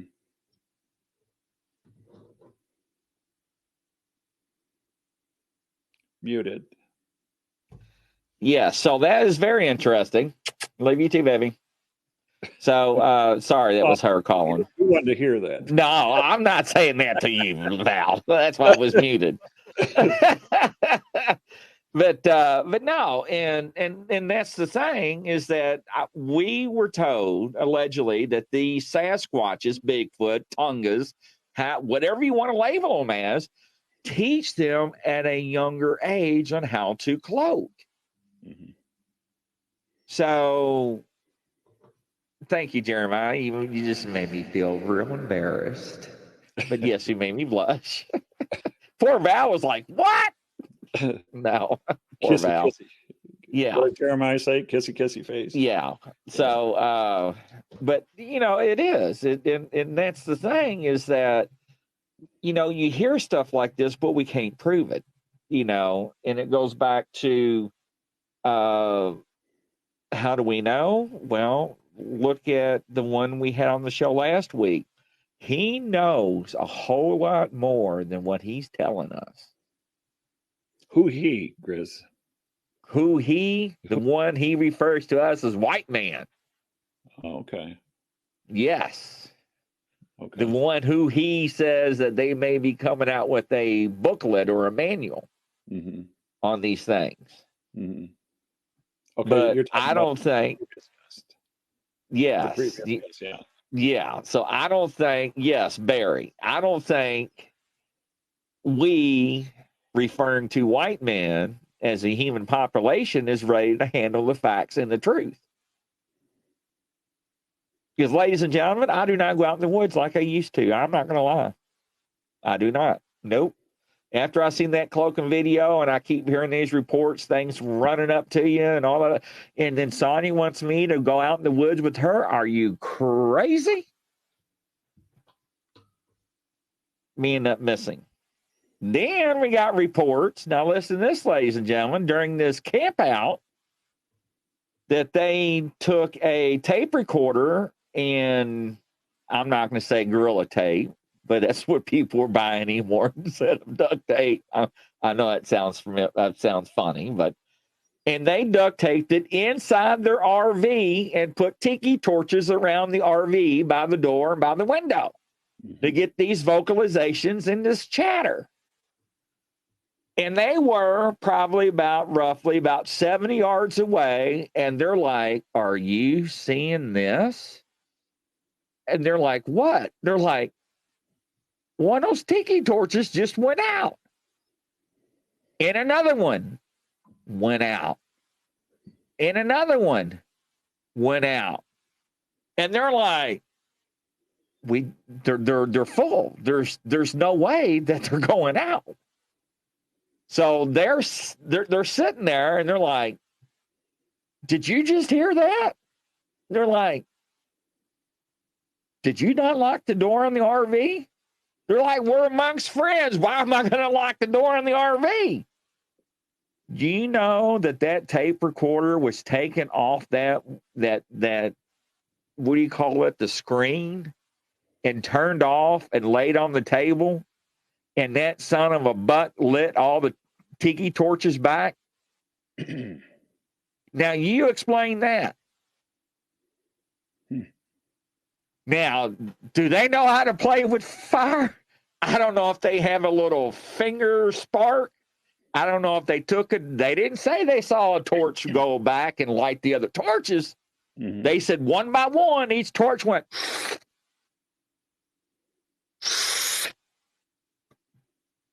Now, ladies and gentlemen, and you wanted to make fun of me that I carry holy water and bing things and go bang. Hello, Stingray. Welcome to the show.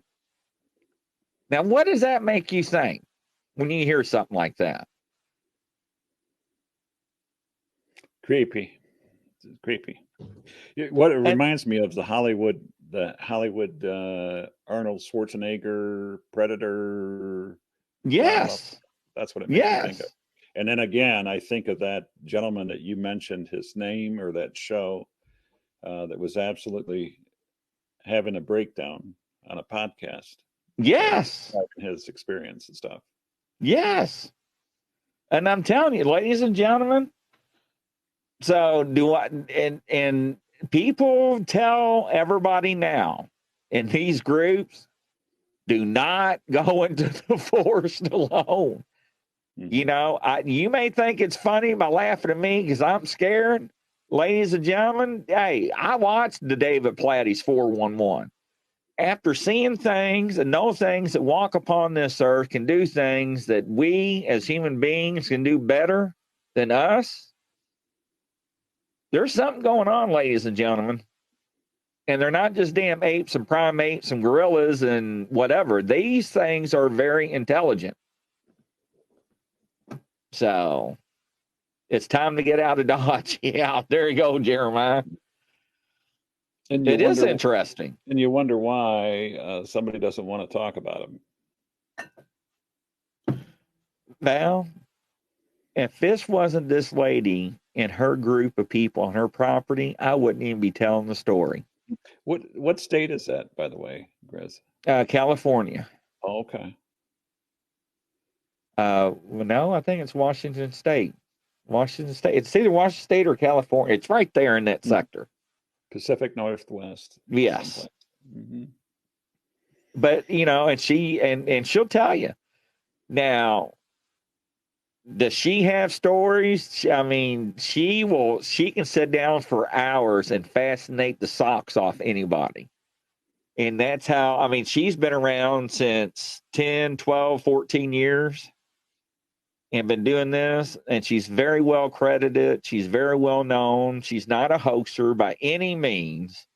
And once you meet the woman, you can tell by interviewing her that she's 100% legit. Mm-hmm. And she'll tell you, hey, hon, I don't need pictures or anything like that. You want to see one? Come on out. Mm-hmm. All you got to do is go out in the woods and tell them, hey, I'm here. I want to see something, do something. And she'll tell you, don't try to be sneaky around them because they don't like that. Announce your intentions. And I'm sitting there going, there we go. Having that line of communication opening up again. You know, Barry, before he goes out in the woods. Remember? Mm-hmm. So, yes, it's interesting, ladies and gentlemen. So I'm looking at this database on speaking. I see people have reported Russian language, what sounded like Russian language to them. People have reported People have reported Chinese language. People have reported backward English language. I know that somebody down in the deep South, Mississippi area, Georgia area, reported Spanish from these beings. Where did they pick up this language from? Excuse me. People have reported a German dialect. Where do these things pick up the language from? From listening to people. You were talking about missing people going out in the woods by themselves. You got reports of witnesses saying, "Yeah, something was calling my name across the river, and I'm out here by myself, and I'm supposed to go over there across the river to find out who's calling my name." No, that's not good. That's not good. What intention do they have? Who knows? I wouldn't follow it. I know that there's been many reports of people reporting somebody calling for help out in swamps, remote, isolated areas. Yes. No, I wouldn't go out there. Sorry, not by myself. Not by myself. It's one thing to go out there to help somebody, but it's another thing to walk yourself into a trap. You don't want to do that. Well, let me tell you something, Val. When's the last time you stopped on the side of the road and helped somebody? Bro, I stopped. It's been a few years, but I know that I stopped on the freeway to help a police officer struggling with a man. A police officer. Yes, that's sir. different. Yes, sir. But I'm broke down on the side of the road, and the way I look, are you going to stop and help me? In a minute, I'd stop. I'd stop for you, brother. I couldn't pass you up. No. Honestly, I don't know. It's in everybody's heart. You know what they're. Nobody does. Yeah. The hell with you. You're a bad guy. I don't know if I'm going to get whacked. I mean, you know, you do things that you follow your heart. What your heart tells you, your heart tells you to do. And look what happened to all those women that follow their hearts, end up in the ditch or murdered. Yes, don't I know? So. Don't I know? It is a creepy thing. Now, Stingray carrying a woman with the baby in a snowstorm, first thing I'd be thinking of is that is a setup. As soon as I pull over, I'm going to get conked in the head. Now, I did stop on the interstate once, and I was already retired, and it was a Hispanic family with a bunch of little kids, and his serpentine belt came off. And how it slipped off, I couldn't tell you.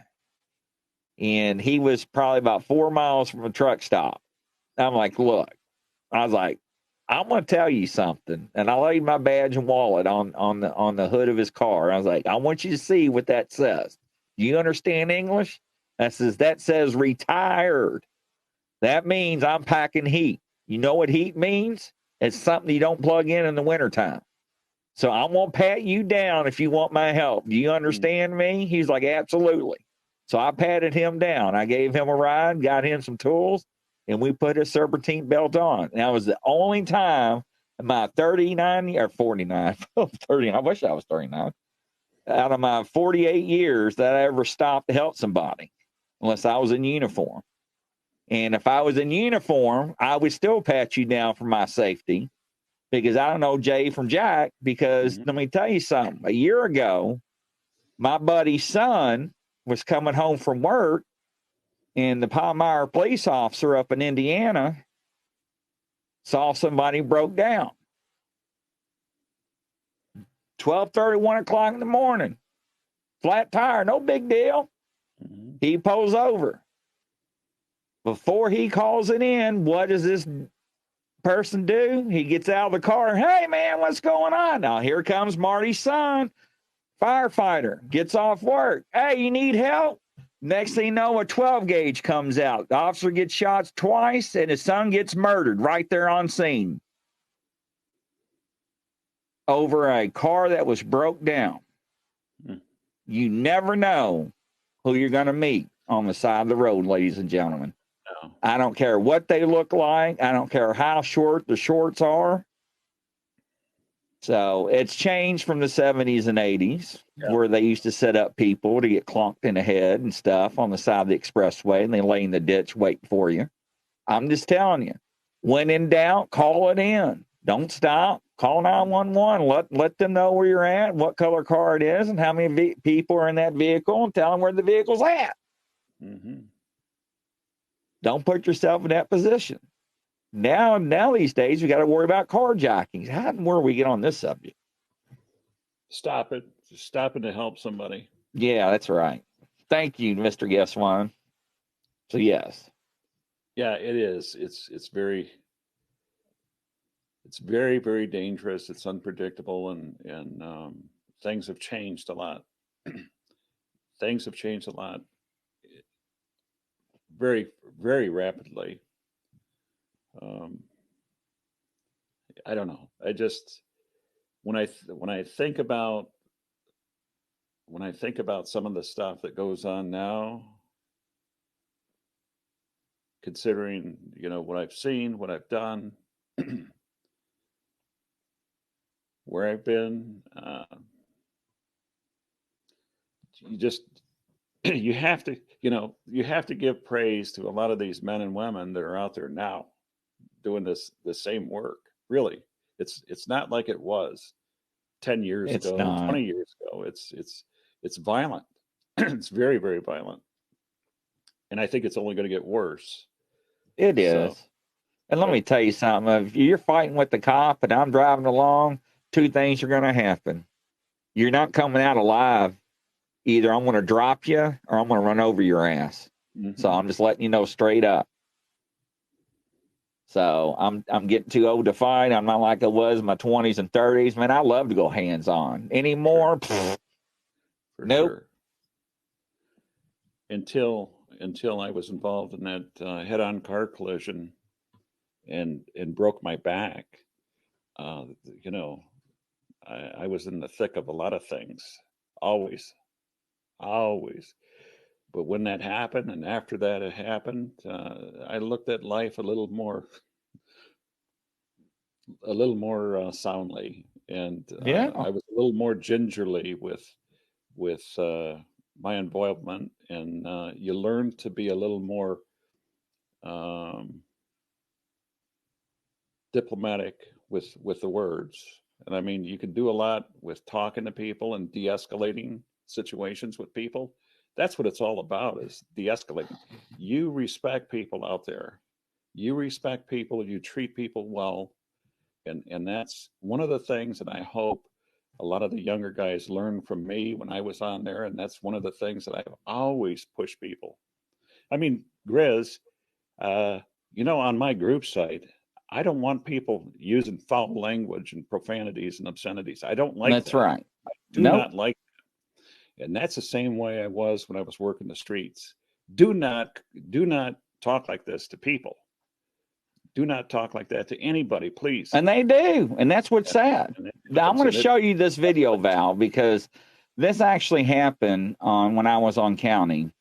But the driver and passenger got shot. And this is how they're training officers today. And I can't believe I'm going to show it. I'm going to show it because this is going to resonate with some people. And this is why I feel sorry for people today on the PD. Blow it up. I don't know if it hit audio. Can you hear audio? Oh, yeah. Yeah. That's good. Okay, you got it? Mm-hmm. Real good. Stop it! Stop the car! That car is in motion. Now watch this. Put on the brakes! Stop, me!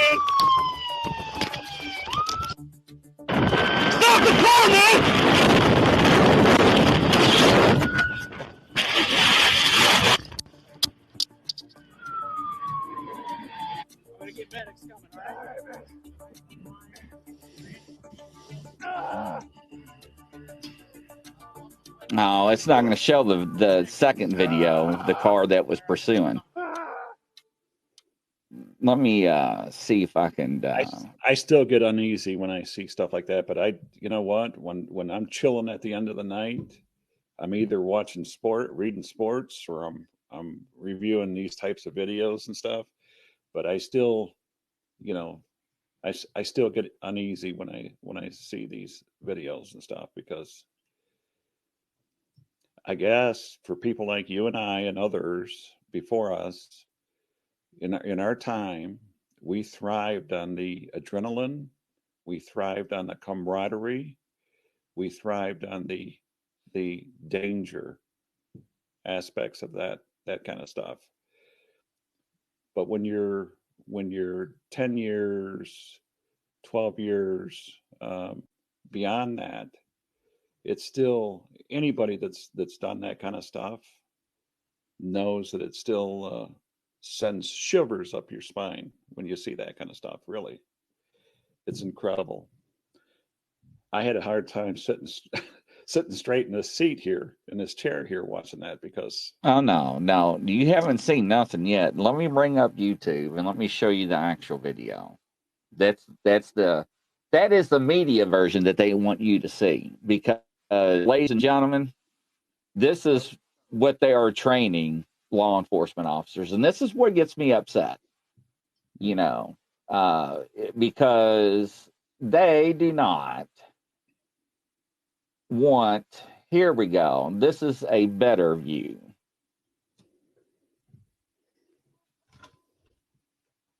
Let's see here.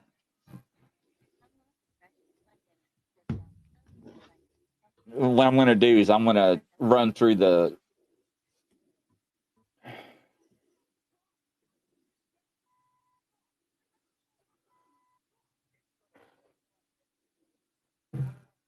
Okay, this is the video we want to watch, ladies and gentlemen. Now, this is what upset me the most. I know we're all kind of off subject a little bit, but this is what I want people to understand what's going on to society besides Bigfoot and everything else. It's a window. Hold on. There we go. Here we go, ladies and gentlemen. Action.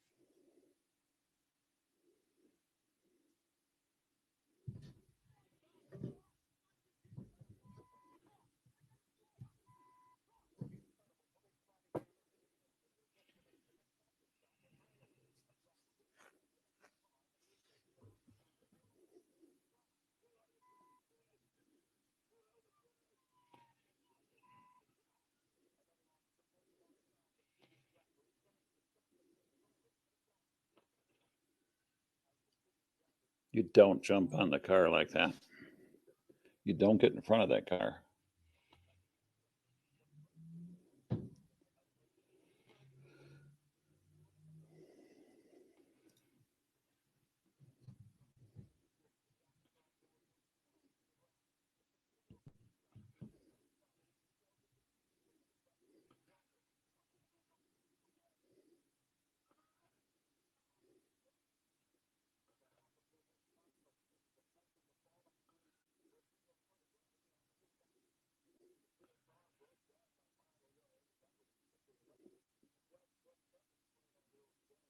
Now, ladies and gentlemen,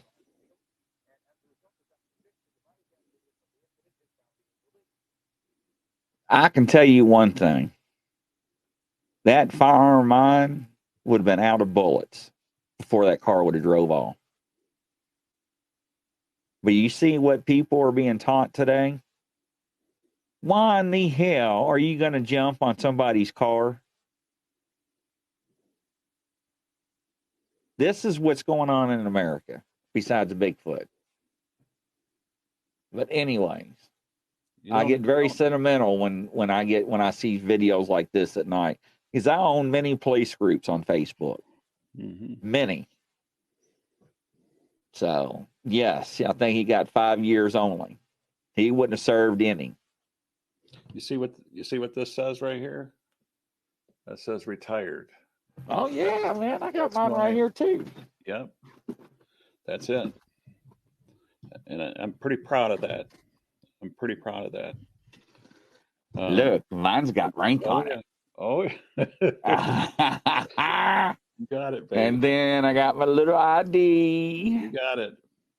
You know, So yeah, where I come from, they call that flashing tin, and carrying yeah. your gat and tin, your But gun and tin. but you know, we had a mass shooting here a few weeks ago here in downtown Louisville in a national bank, and the way the mirrors were set up, the way the bank was made, That was the recent too, officers, Chris. yeah, the officers had to crawl, and the guy just got out of academy, he got shot in the head with the 5.56 and AR round. He's still in intensive care or whatnot, you know, and it's the mindset of going to a scene on an active shooter. Yes, there are dangers always, right? Mm-hmm. But there are certain ways to approach things. Now, if you would have saw the video going down, thank you, Crazy Witch. We greatly appreciate that. But you know, it's the way they teach these young officers things. You know, when I was younger, there were height regulations. If you were below this height, you were not hired. Mm-hmm. So, and that's not being discriminatory. It's because officer safety. You know, there's been guys that were 4 times bigger than I. If I didn't have the proper training, they would not be able to kiss the pavement. And we had tasers. You know, mace, OC, you can throw that crap out. If they're whacked up or cranked up, they ain't going to work. That just makes them worse. So, but anyways, back to Bigfoot, ladies and gentlemen. I mean, I just cannot imagine one mad, a Sasquatch mad. Because, you know, I've been out in the woods with people. I'm like, what are you carrying? I'm carrying a 9. I'm like, I might as well just carry a BB gun. Mm-hmm. Well, you know, bro, for a long time, and I still do, I carry the weapon that was given me when I retired, and that's the weapon that I carried. Now, a lot of the guys, the agency I worked with, they went to 45 semi-automatics, which is a bigger gun. Now, that's what we used in the military. When I was in the military, you know, I did 2 terms, two stints in the military. I started at infantry as a young kid.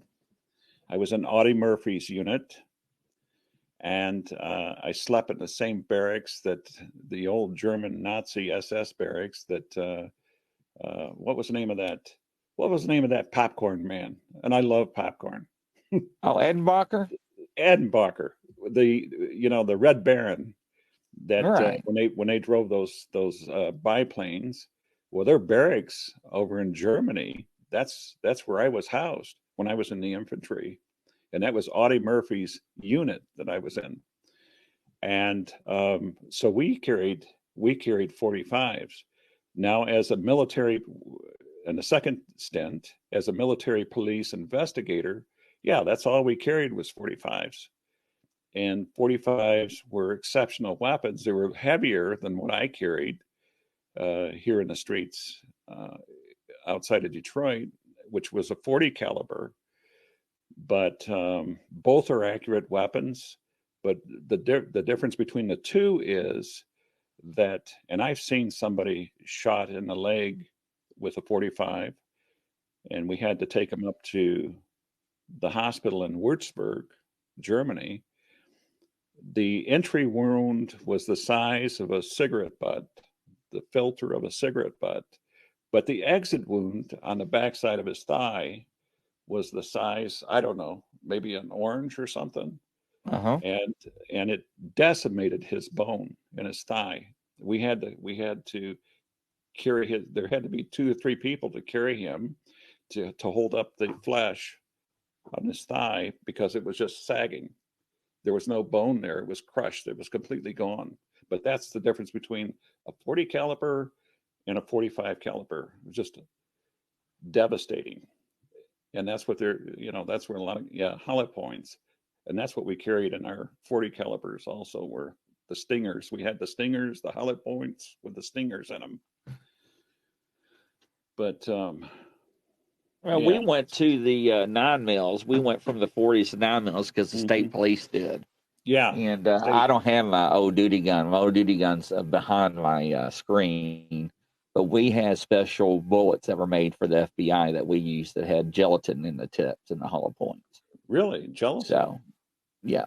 Why gelatin? I don't understand. I don't know if it's for feeding reliability issues. I have no idea. But it was, you could buy it now. But when it first came out, it was for law enforcement only ammo. Mm-hmm. You couldn't walk up to a store and buy it.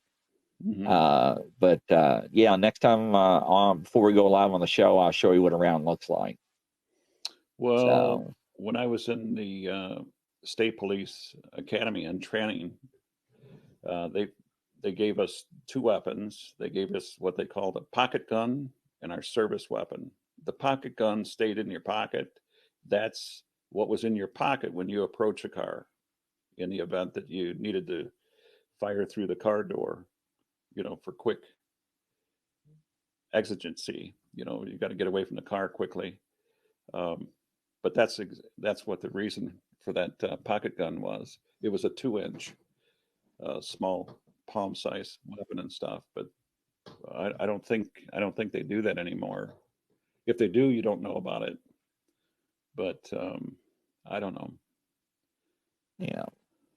It's something, like I said, I really feel for the people that actually are going through the process. It's not like it was, when I was on, and it's definitely has changed, ladies and gentlemen. The public has changed. Now, the state I worked in, I loved it.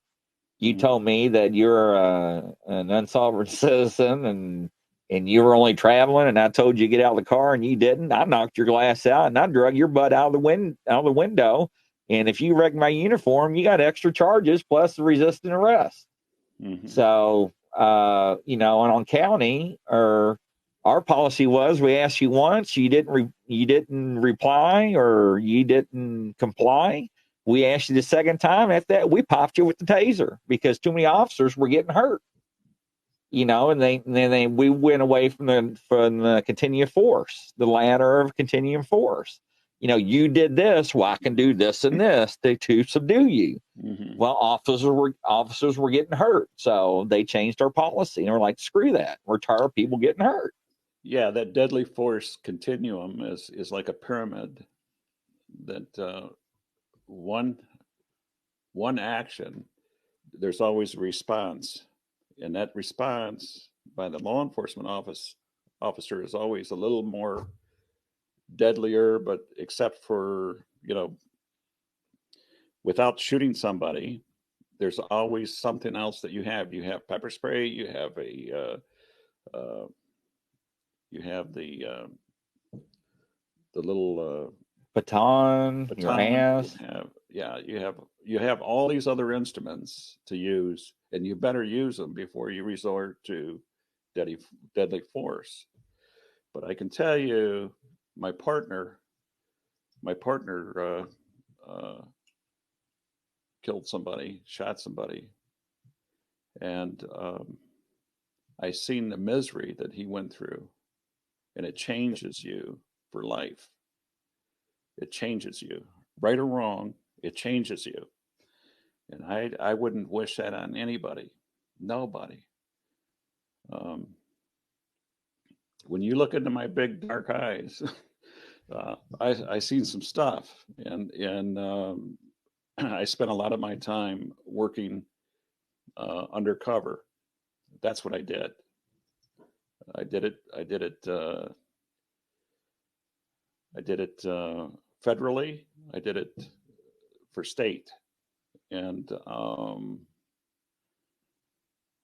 there was one time when things got pretty bad. A couple times when things got pretty bad, and if it weren't for intuition, I might not be here today. But I felt that these people were going to execute me, and they had you talked about gorilla tape. They had the duct tape there. They had the weapon there. Um, the guy comes out. I was in his house, in his apartment. He gave me a beer. I was sitting there nursing a beer like a baby sucking on a bottle, not really drinking it. I'm there for show, and he comes out with, and he just got done cooking me a spam sandwich. Yeah, I'm just like him. I look like a gangster, and I'm there for business. And I know what he is. I know that he had a history of shooting police officers before. I knew this going in there. And when I was watching him, I noticed that he pulled something out of his cupboard above his stove, and I heard the slide click back on the weapon, and he walks around the counter, and he had this weapon in his hand, and he had that absent look in his eyes. I'm telling you, it was the look of insanity in his eyes, a blank look. And I was watching his hand. I was watching his eyes. I had a transmitter on, and even though he gave me a hug before I went into his place, I knew what he was doing. He was patting me down, Yep. fishing for something. And I kept watching the closet door off to the side of the door because I just felt like there was eyes watching me when I walked into this place. And that place was the point of a shooting before I got there. It had a history of this kind of stuff, drive-bys and all this kind of stuff. In any event, he walks up to me with this look on his face, and he asked me. He says, "Do you know what this is?" And I says, "Yeah, I know what the blankety blank that is. What are you asking me that for?" He says, "Do you know what this will do to somebody?" And not blinking an eye, I look him dead straight in the eye, and I said, "Yeah, I know what that'll do to somebody." He takes it. He racks back the slide. I see the round eject onto the carpet. He slams the slide forward. It clicks. It clicks. He pulls the trigger, and it clicks. It's empty. He's telling me. He hands it to me, and he put it up to my face, up to my mouth, while we're looking at each other in the eyes. And he says, "Here, hold this, feel this, touch this, know what it does to somebody."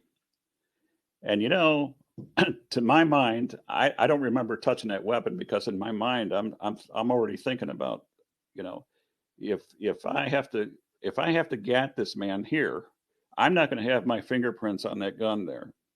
You see what I'm saying? Mm-hmm. We just went to his bedroom because he had a large bundle of something that he wanted to sell me. So he invited me to his bedroom down the hallway, and I'm already feeling uneasy about that closet with the louver doors on it because I feel somebody looking at me like this is a rip. I had thousands of dollars on me, marked money, marked state police money on me. It's all marked. He doesn't know this. My surveillance, when I'm out on an operation, there's 8 to 10 people that follow me. That's my protection. They go to the scene, they go to the location, and they sweep it and make sure that it's safe for me to arrive. When I arrive in my raggedy ass car with a loud stereo making a lot of noise, it's safe. And that's their counter surveillance. They're there until I leave that place. And if I don't come out of that place, they're coming in. And if I don't respond, if I get cut off, if the transmission gets cut off, I get a message from the cell phone or something that, with a code that tells me if I'm alive, get on the floor and cover my head because they're coming in. That door's coming down. And it's not going to be pretty. So I go into the bedroom and they can hear me. They got good combination. They're moving closer to the entry door to this apartment complex.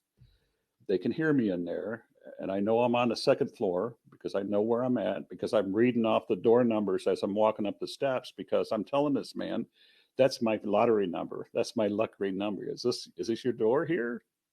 267? I'm going to play that lottery number, man. I'm going to hit it. Come on in and have a beer. Sit down and have a beer. They know where I'm at. I sit down in that lazy boy chair and I see that louver doors and I get that feeling God's given me that gift, that intuition, that intuitive gift. I feel these eyes on me. They know I got thousands of dollars. These are the people that tell me, you come into my organization and you can have all this area, Southeast Michigan, and we'll enforce it. We'll kill anybody that works in this area, but you're controlling this. We'll do the muscle for you.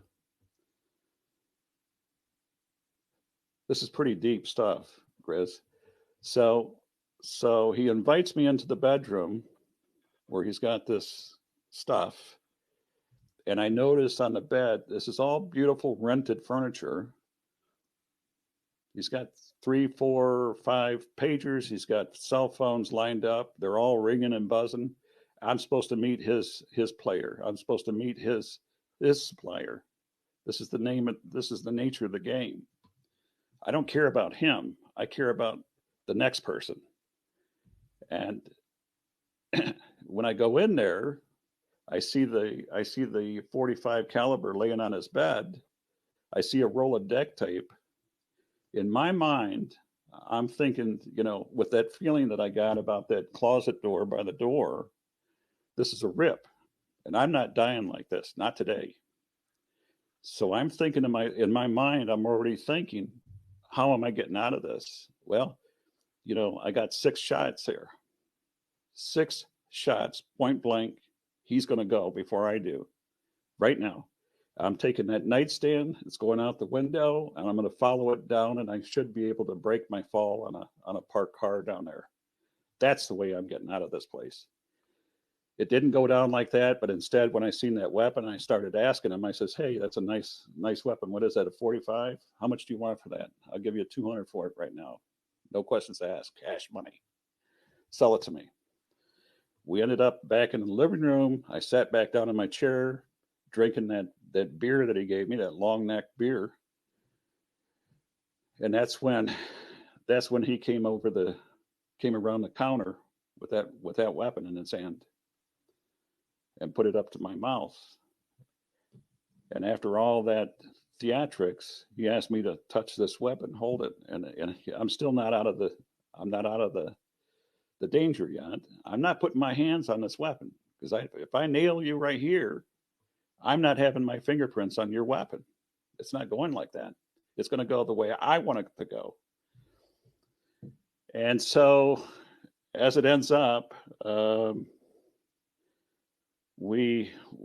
talked my way back downstairs. We're outside the building. My decision was to leave because his people didn't show up.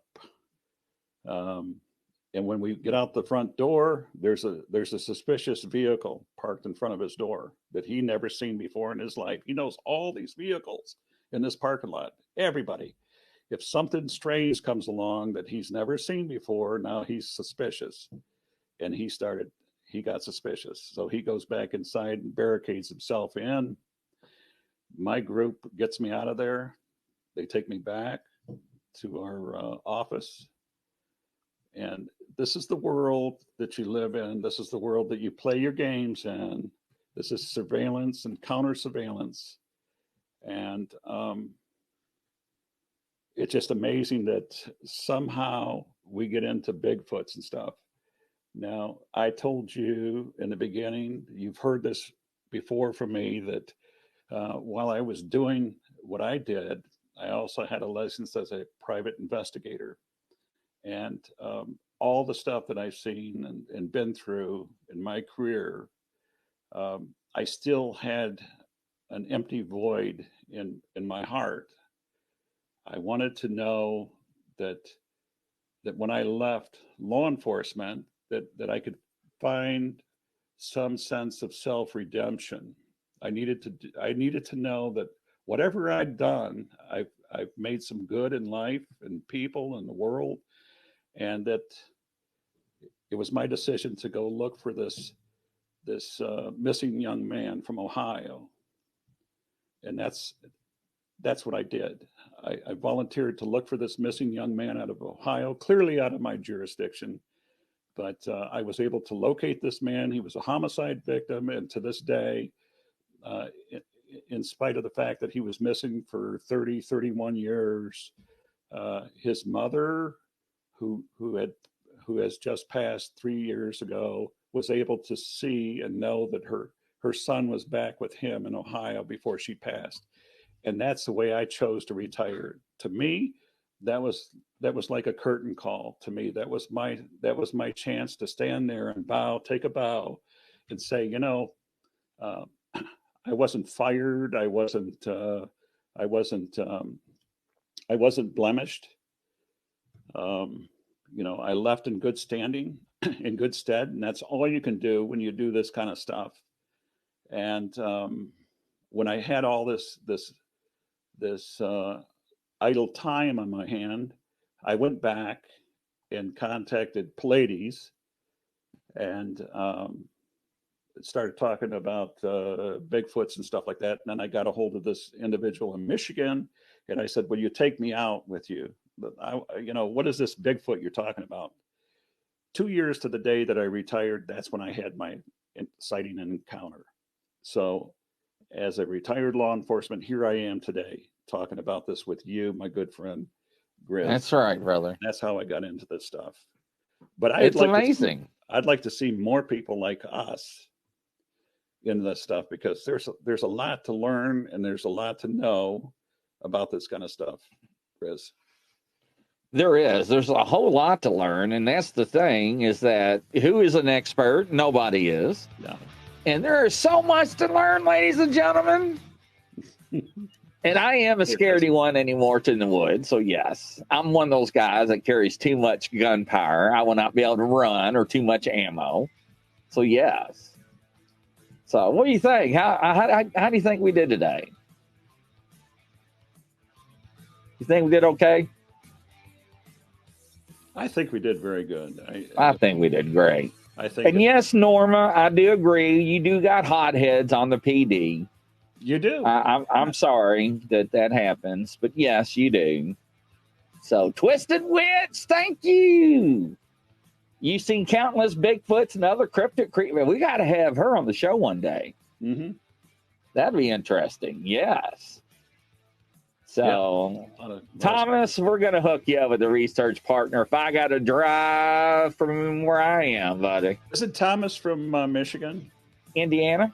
He's not too far from you. No, he's not.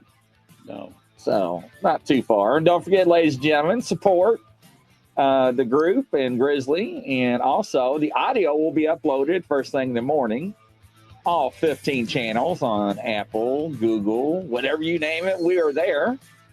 So, from me to Chris, you. Let me ask the people who listen too, if they come across any Michigan Bigfoot sightings or encounters, give me a holler.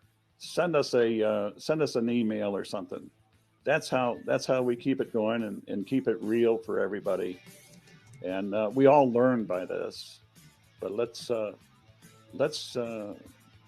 keep it going. Yeah, that would be really awesome, because that's really important. And because you don't filter out yours, you actually do yours as it comes in, right? Yes, I do. Yep. It's a lot of work, but that's what I do. So, yeah, nothing wrong with that. You know what, Grizz, before you go, I just want to wish you a very, very happy, safe Memorial Day, my brother. You too. And everyone out there listening tonight, tomorrow, and across the world, we're here for you guys. We want to hear about your stories. Email us at rollingtheboneshow@gmail.com. It's rollingthebones@gmail.com. rollingtheboneshow@gmail.com, and make sure I say that right. So yeah, We want to hear about your stories and encounters. But until next time, we say, Val, Bye-bye. take care, everybody. We love you. Rock it. Yeah. Val loves this song. I do too. Good music, man. Love it. Yeah. You're taking music. Oh, you are too, man. I know what I'd do without you. That's for sure. Very cool. It is, man. It really is. I really enjoyed everybody. But really, ladies and gentlemen, like I said, if you got an encounter or something like that, make sure and reach out to us and send it to Val or whatever, and we'll catch you on the next flip side. So take care, guys. See ya.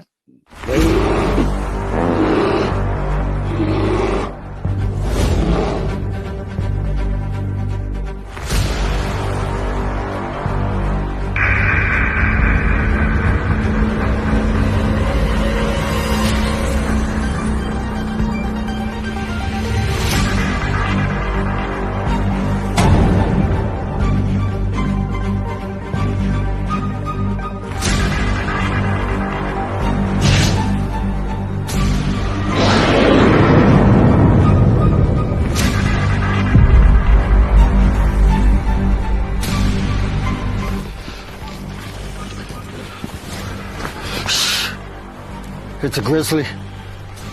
Should we get out of here? No. We're gonna watch and listen.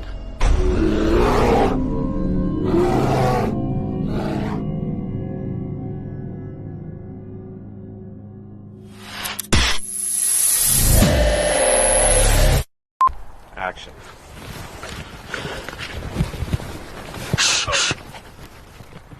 It's a grizzly. Oh, shit, should we run? No. Action.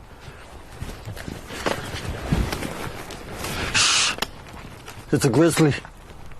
Oh, should we run? Okay.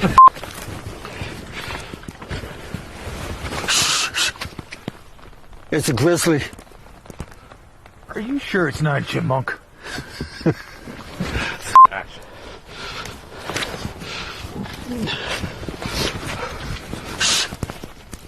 No, I'm out of here. Action.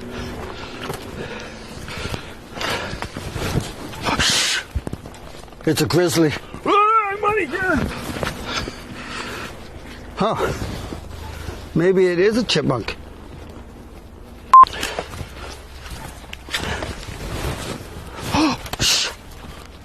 It's a grizzly.